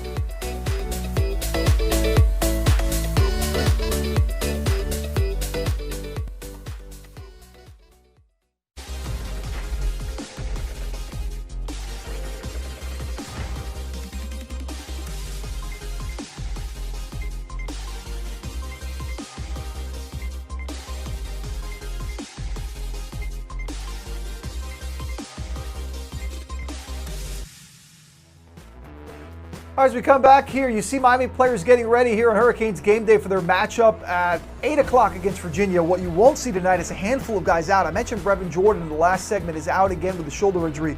Also unavailable tonight, Brian Balaam, Corey Flagg, Michael Redding, and Xavier Restrepo. Kind of unexpected, some of these guys out. Josh, what does it mean when you've got those guys out, what it could hurt, in particular maybe on special teams? Well, it's just the world we live in this year, unfortunately, and you know, every week's its own week, and you just never know what you're going to get. Mm-hmm. So I think with Corey Flagg, right, we talked about young pieces. He's emerged. He's played. He's played linebacker on defense. He's been in that rotation with Sam Brooks, Zach McLeod, and Bradley Jennings. So thank God they have depth there. But he's a piece that's missing. I think with the other 3 guys, we talk so highly about Miami on special teams. It's the next man up mentality. Yeah. You know, Coach Packey's got to adjust, put the next guy in, and then those guys, most likely. Well, you know, it's funny. I don't know who's going to go in.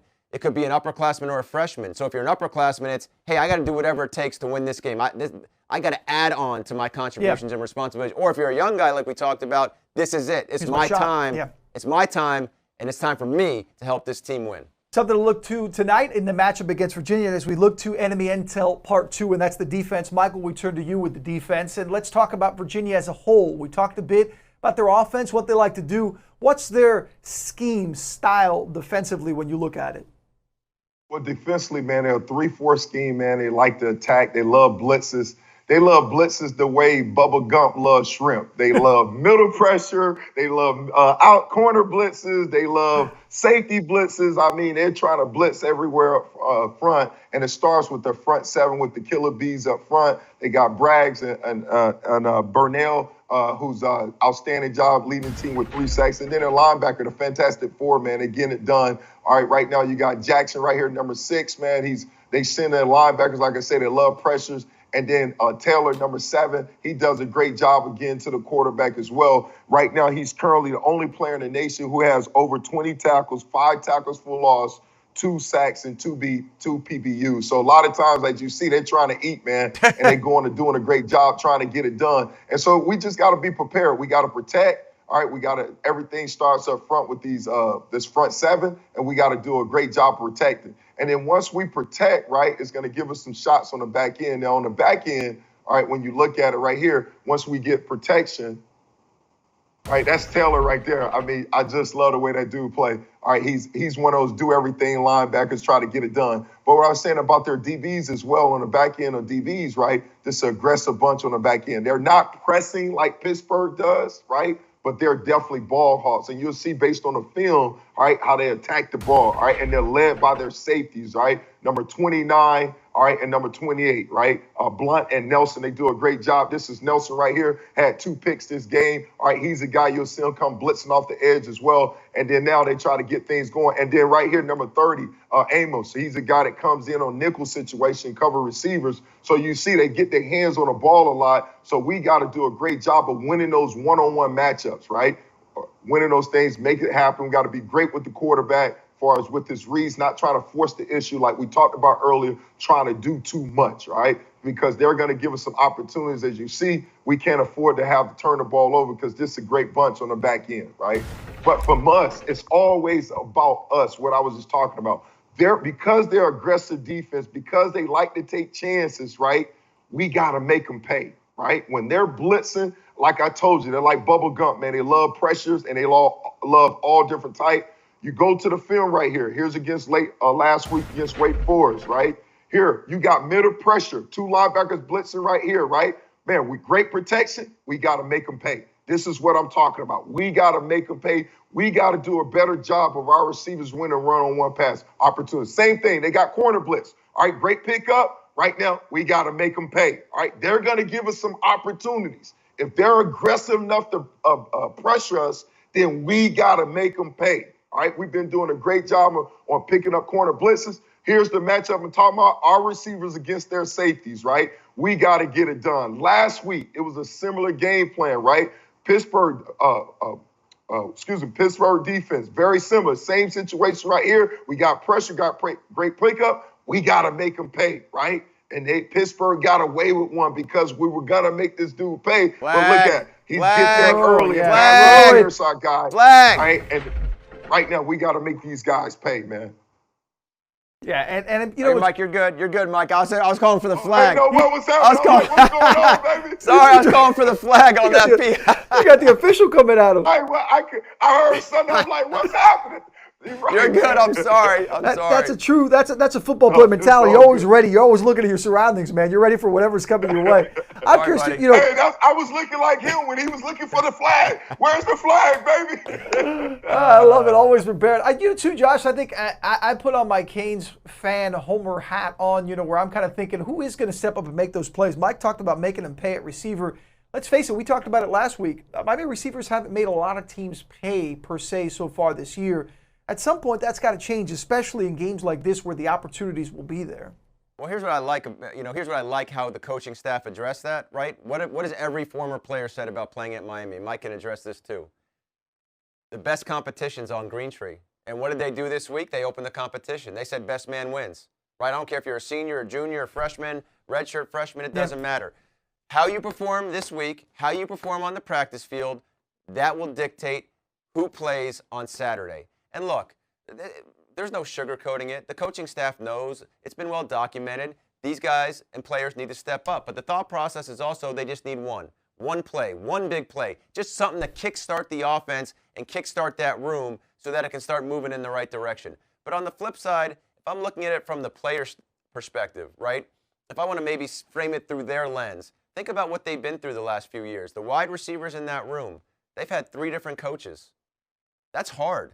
They've had 3 different guys telling them how to play wide receiver, okay? So one guy tells them one thing, and they just start to get the grasp of that, coaching change. Another guy tells them something else. You got to get into a routine on what's that? On the defensive side of the ball, okay? On the defensive side of the ball, right? Manny's system's been in place. People know how to play. So in the wide receiver room, they're still getting adjusted. And by the way, they weren't dealt a fair hand because, again, with COVID, this not being a normal year, you've got a new system in place. So a new system, no spring ball, no offseason, new quarterback. So does that allow me to pass the buck?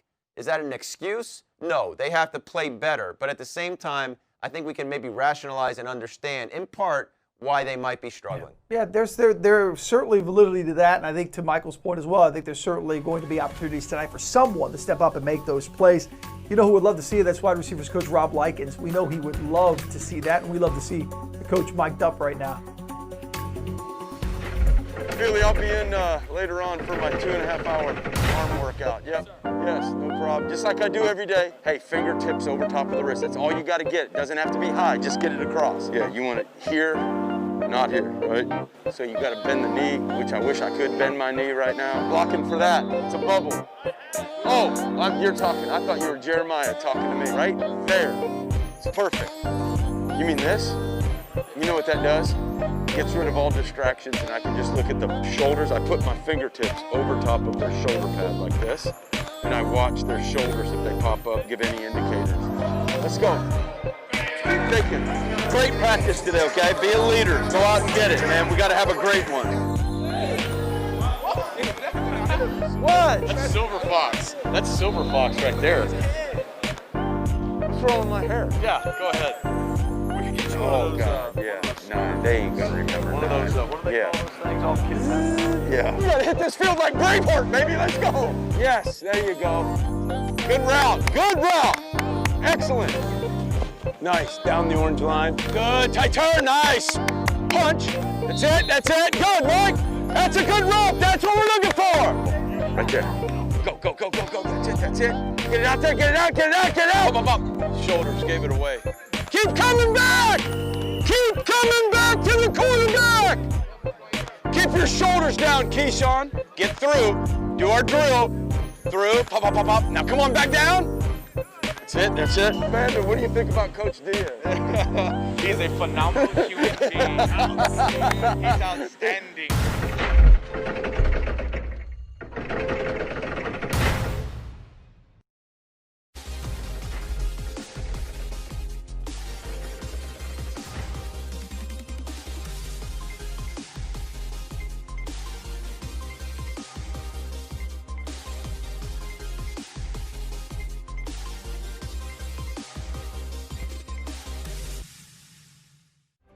As one of the more than 1,200 physicians on the University of Miami Health System team, I want to welcome you. Our facilities are open. And we're ready to care for you. Our commitment to your health is unwavering. And we have implemented many new guidelines to keep you safe. We are ready to care for you. In our facilities or virtually wherever you are. We're ready. And we look forward to caring for you. See a specialist today, in person or virtually.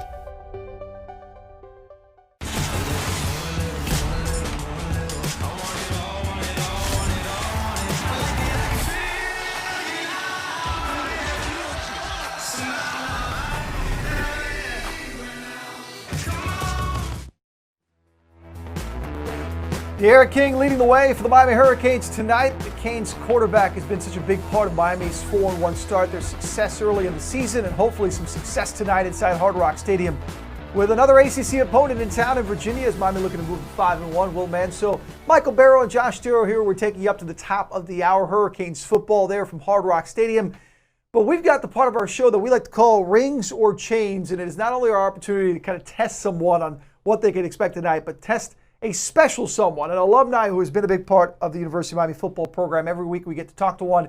Today we get to talk to Bill Hawkins from our All-American defensive end from Miami, kind enough to join us now. And Bill, if you can hear us, first of all, it's great to see you. We appreciate you coming on. And the first question I always love to ask the guys is, how have you been? What are you up to? Catch up Canes Nation right now, all the U fans, and how you've been doing.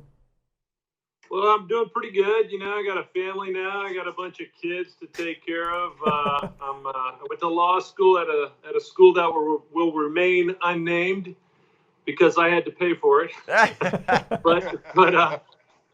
but I'm slowing down in that too.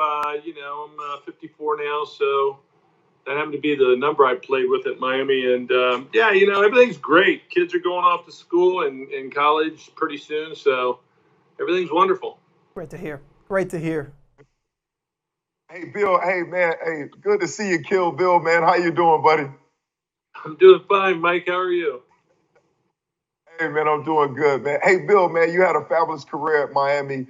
And besides the winning the championship in '87, obviously being an All-American, what made your time at Miami so special, man? Talk about that.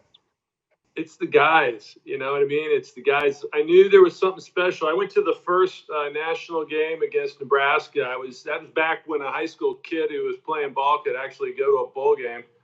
I think, anyways. But anyhow, I watched, the Canes play hard for the whole night, and then, I decided to go there. I could have gone anywhere. I was really close to going to Stanford, but then the first game we did that kickoff classic against a guy by the name of Bo Jackson. I don't know if you guys remember that. I know I'm aging myself, but we beat Auburn, and it was just magic, and it never left. The whole time I was there, I knew it was special. Didn't know how special, but it was just the dynamics of all the different guys from different backgrounds giving it up for each other. It was awesome.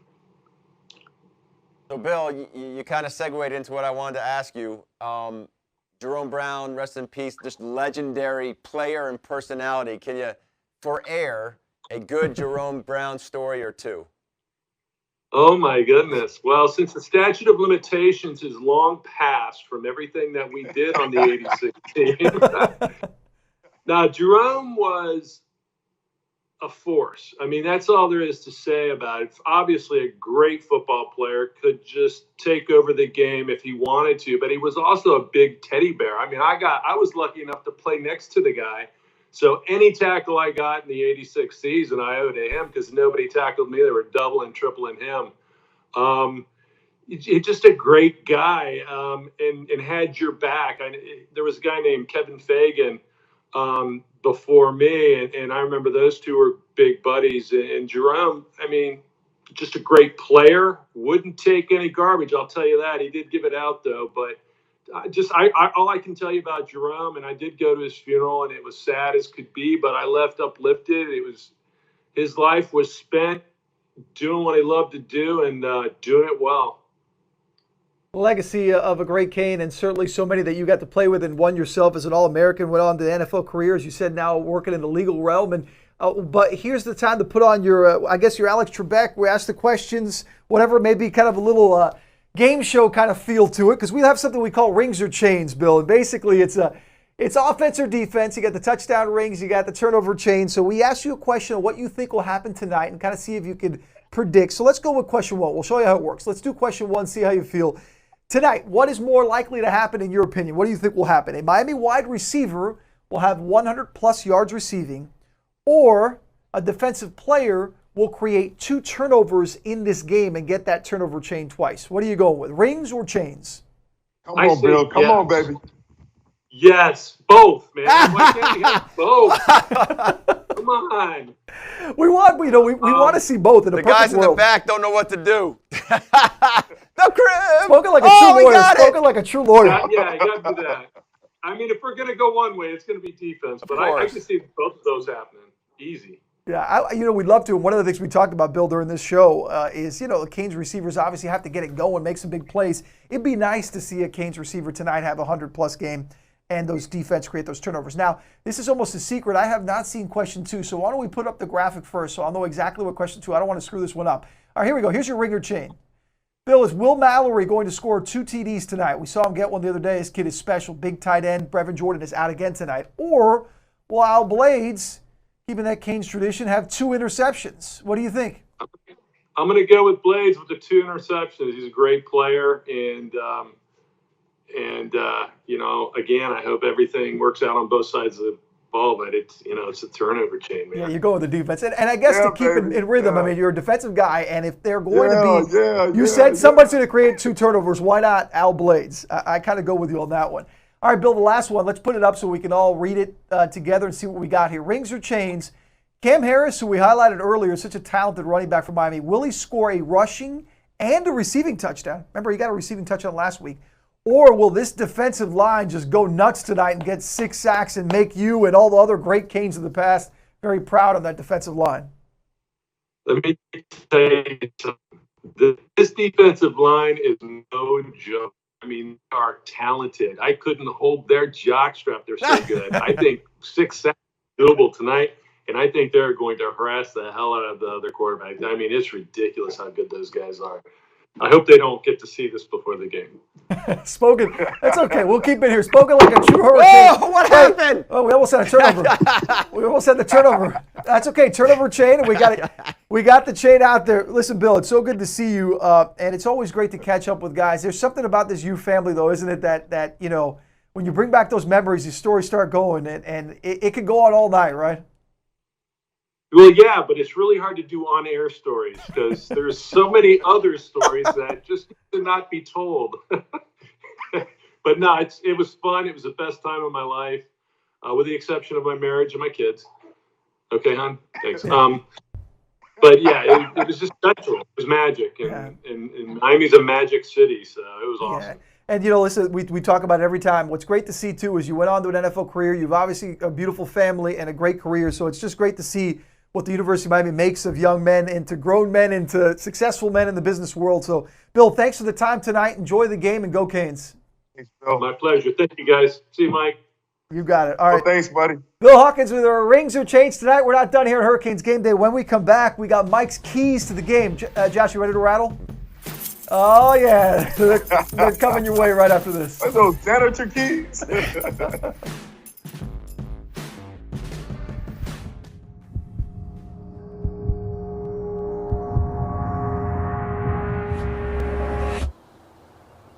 Sometimes ordinary tasks can become extraordinary feats. The Joint Chiropractic helps to keep you moving through everyday life and beyond. Visit today and receive your initial consultation, exam, and adjustment for just $29. The Joint Chiropractic. You're back, baby.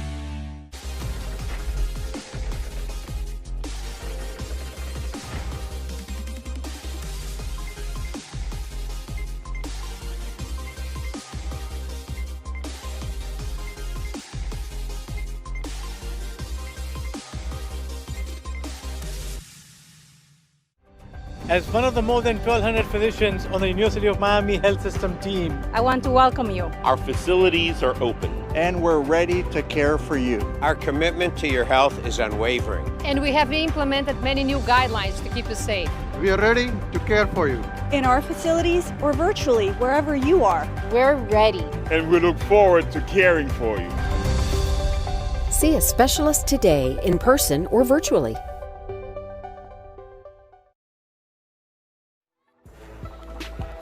Getting you ready for Canes football. Man, it's always so good to see the guys in the orange and the green and those beautiful helmets getting ready for Canes football. We're getting you ready here at Hurricanes Game Day, taking you to the top of the hour. Virginia and Miami from Hard Rock Stadium. Miami looking to improve to 5-1. To do it, you ready to a little shake, rattle, and roll, Josh? Because with Micheal Barrow here, we've got time for your keys to the game. Brought to you by your South Florida BMW Centers. The keys and the floor is yours, Mr. Barrow. First of all, man, hey, the keys to the game, man, offensively, we got to move the chains. Just so Josh shaking the thing right there, we got to move the chains. We already know the secret sauce, right? It's the running game, man. We got to be committed on running the ball. When we run the ball, man, it sets everything up. Also, what I learned from the Clemson game, hey, we got to have a positive play on first down. It took us 10 series before we had a positive play on first down. We got to keep the chains moving. We got to execute on offense. We can't have those self-inflicted wounds with penalties. Number two, we got to make them pay. Already talked about enemy intel as far as there's a blitzing defense, man. They love blitzes like they send blitzes, middle blitz, all different types of blitz. If they're going to pressure us, we got to protect our quarterback and we got to make them pay over the top. Our receivers got to win those one-on-one matchups against their safeties or their deep or their corners. We got to catch those 50-50 balls and make them pay. Also, defensively, Josh mentioned this. This team turns the ball over, right? They're going to have maybe a three-headed or four-headed quarterback going on. Hey, quarterbacks are the number one issue, a ball that they turn the balls over. We got to tackle these guys. We got to take the ball out. We got to create takeaways on defense and make them pay. All right, and then if they try to throw the ball over top with good eye discipline, stay on top, catch the ones they throw to us. And then number three, don't take the cheese. All right, we already talked about early in the game. This is a trap game, right? We can't afford to look ahead. We got to show up and show out today. Offense, defense, special team, roll call. We got to get this thing done. We can't just look at their record and say, oh, man, this is an easy win. No, we got to go out there and we got to earn it. So it all starts with the mindset, be ready to go. This is a game for us to show up and show out, and we got to go out there and dominate, man, and get this thing done and take care of business. TCB, take care of business. The way you take care of business, you can't take the cheese, right? We need to be what? Lactose intolerant when we can't have any dairy products, man, because we don't need to be farting on the field. We need to take care of business and be ready to go, man. I wasn't ready for that. I wasn't ready for, in my mind, I'm thinking, I just spent a week in Boston on vacation. I had way too much dairy, but I didn't know that's where that was going. That's the key. Now that, folks, you will not get better keys and more concise, in detail keys to the game than that right there. That might have been the biggest key to the game. Don't take the cheese. Take the money. Take that money, as Josh said earlier. We were talking earlier. But Mike wants him to eat. I'll show he's talking about eating. Then he doesn't want him to take the cheese. I mean, how does that happen? How can you eat and not take the cheese? Don't take the cheese. You can eat, but don't take the cheese. Vegan. No dairy products. Eat vegan. No dairy products. Do whatever it takes. But we don't need no brain farts out there, man. We get need to the take win, care of man. business. TCB. No gases involved in this one. Those are your keys to the game presented by your South Florida BMW Center is presented by the one and only Micheal Barrow. When we come back here on Hurricanes Game Day, we'll continue to get you ready. Top of the hour, Canes, Virginia. We'll also show you the item of the game, final thoughts as well, and we got some band of the hour as well, so don't go anywhere.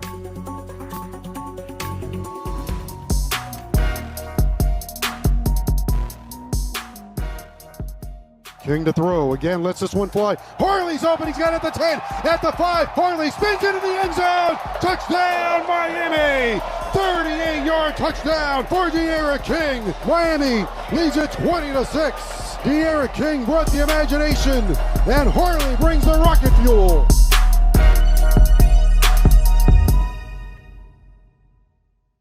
This year, the game plan is different. Hard Rock Stadium won't have all 65,000 of you bringing each game to life.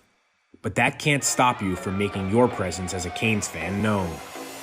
The Miami Hurricanes team store has everything you need for football in 2020. Find Canes apparel to wear for men, women, and kids. Represent the you wherever you are this football season. Shop now at shopmiamihurricanes.com.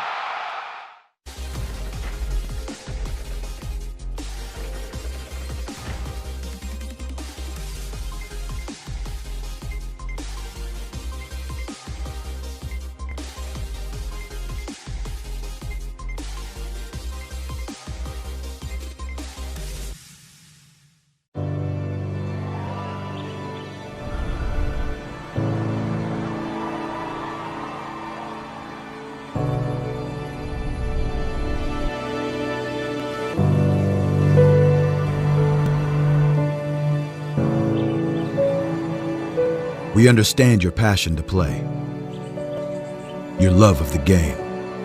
We live and breathe it too. At our core is a deep, relentless pursuit to heal the body and alleviate pain, to rehabilitate spirits and restore quality of life, to elevate your performance. Because we not only innovate medicine, we preserve dreams and inspire futures. We are the University of Miami Sports Medicine Institute, so no matter what takes you out of the game, we'll help get you back in. We'll help you recover your game.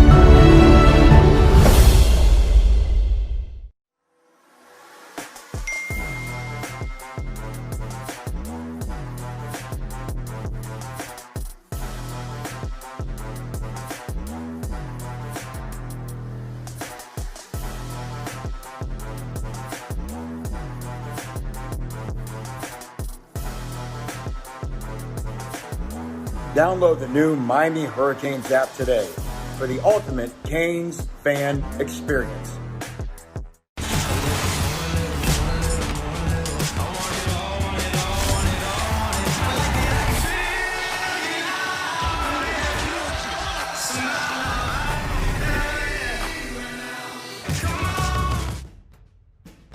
Yes, be very smart with the mask as the fans that are at Hard Rock Stadium. It is needed, and it's certainly great to see them wear it, and also great to see the pink there. Yes, fight indeed for and cure Breast Cancer Awareness Month. We highlighted it earlier in the show, and we continue to talk about it now as we get ready for Virginia and Miami at the top of the hour. Will Manso, Micheal Barrow, and Josh Darrow. And guys, our item of the game is a special one today, and I put this one up as you see there. You see the pink color there.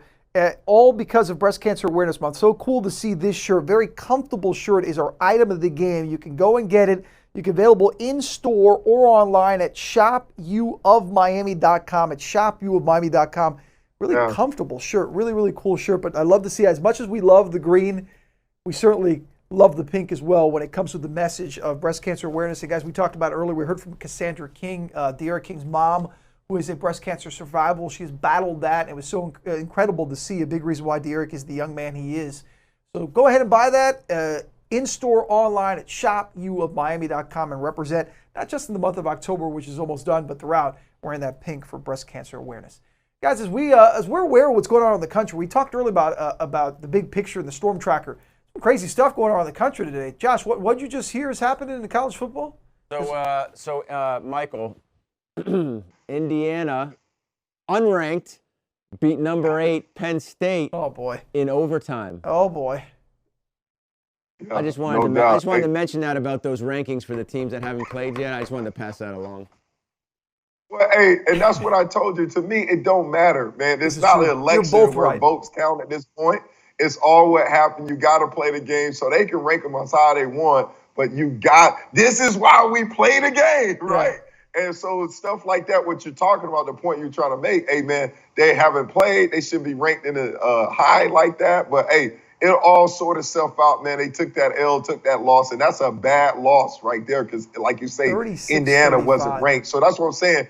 I'm not even worried about the ranking because it's going to work itself out. And if Miami take care of business like they're supposed to do, and every time they step on the field, they come ready to play, they're going to position themselves to have good things happen. That's all I'm worried about. And to your points, we talk big picture. Clemson won today, Alabama won today, Notre Dame rolled today, Ohio State, which is, playing for the first time, rolled today. You had the upset Indiana beat Penn State 36-35. You had in the ACC, NC State, which is Miami's next opponent after this, following a bye, getting beat up pretty good by North Carolina, who just lost last week after being in the top 5. So I think I'll leave it at this, guys. You're both right.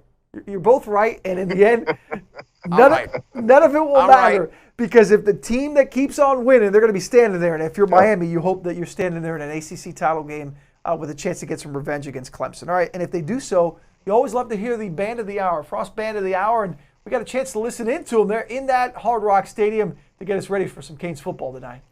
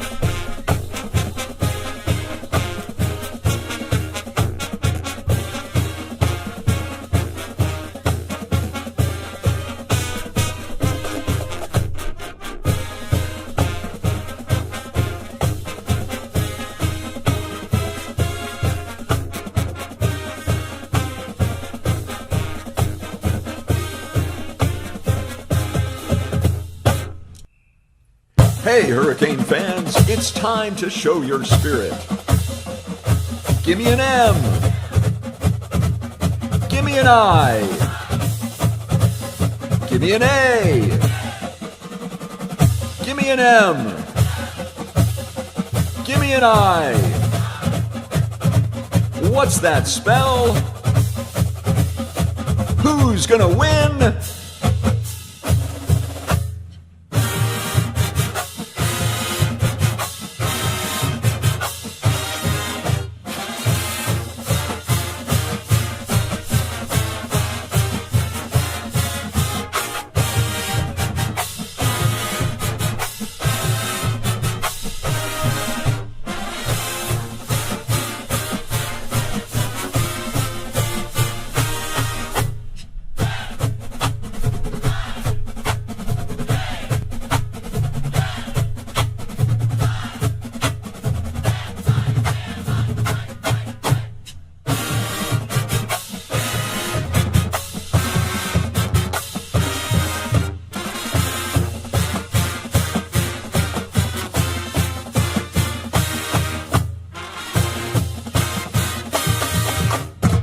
Let's keep the spirit going. Give me a C. Give me an A. Give me an N. Give me an E. Give me an S. Whoa, Hurricanes.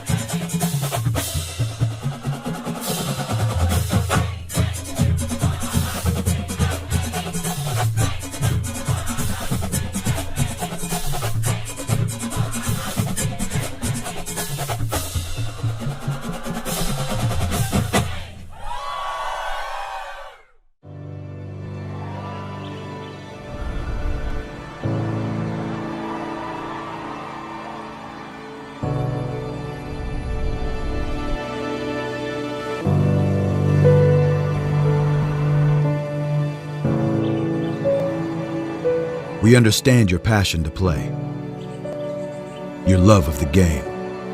We live and breathe it too. At our core is a deep, relentless pursuit to heal the body and alleviate pain, to rehabilitate spirits and restore quality of life, to elevate your performance. Because we not only innovate medicine, we preserve dreams and inspire futures. We are the University of Miami Sports Medicine Institute, so no matter what takes you out of the game, we'll help get you back in. We'll help you recover your game. The COVID-19 pandemic has created challenges for all of us, but Canes are resilient. Canes are united. As an athletics department, we are facing significant financial challenges related to the pandemic, but we remain committed to our mission of building champions.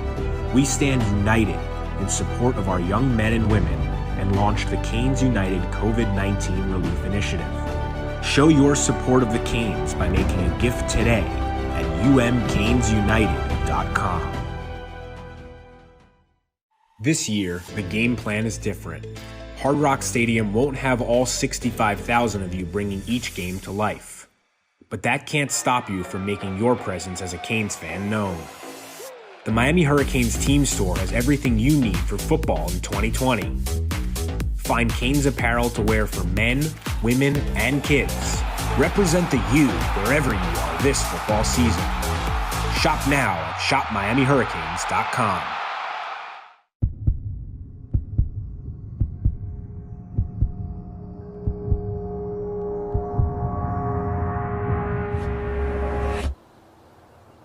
Sometimes, ordinary tasks can become extraordinary feats. The Joint Chiropractic helps to keep you moving through everyday life and beyond.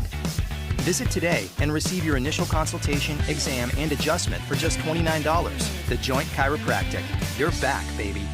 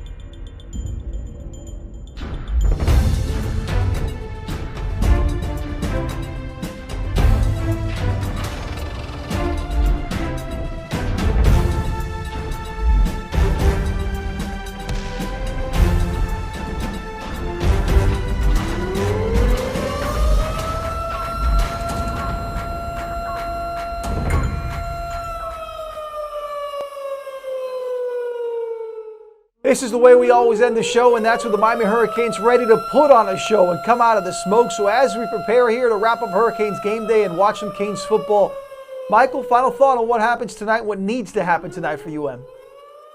Hey, man, TCB, man, take care of business. It's time to show up and show out. Don't play to the level of your competition. Set the standard, man, and go take care of business. Josh, and that theme, taking care of business, another ACC opponent, it's just that next opponent in front of you. No matter the ranking, no matter the record, it's a game Miami needs to win. 60-minute fight, get ready to play hard. On defense, be in a mood to tackle. And on offense, like Mike said, got to make plays.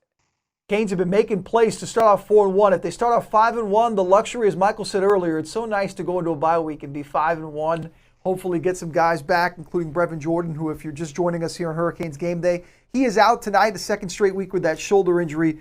But no excuses. It's that next man up mentality. And there you go. Yeah, baby. The smoke.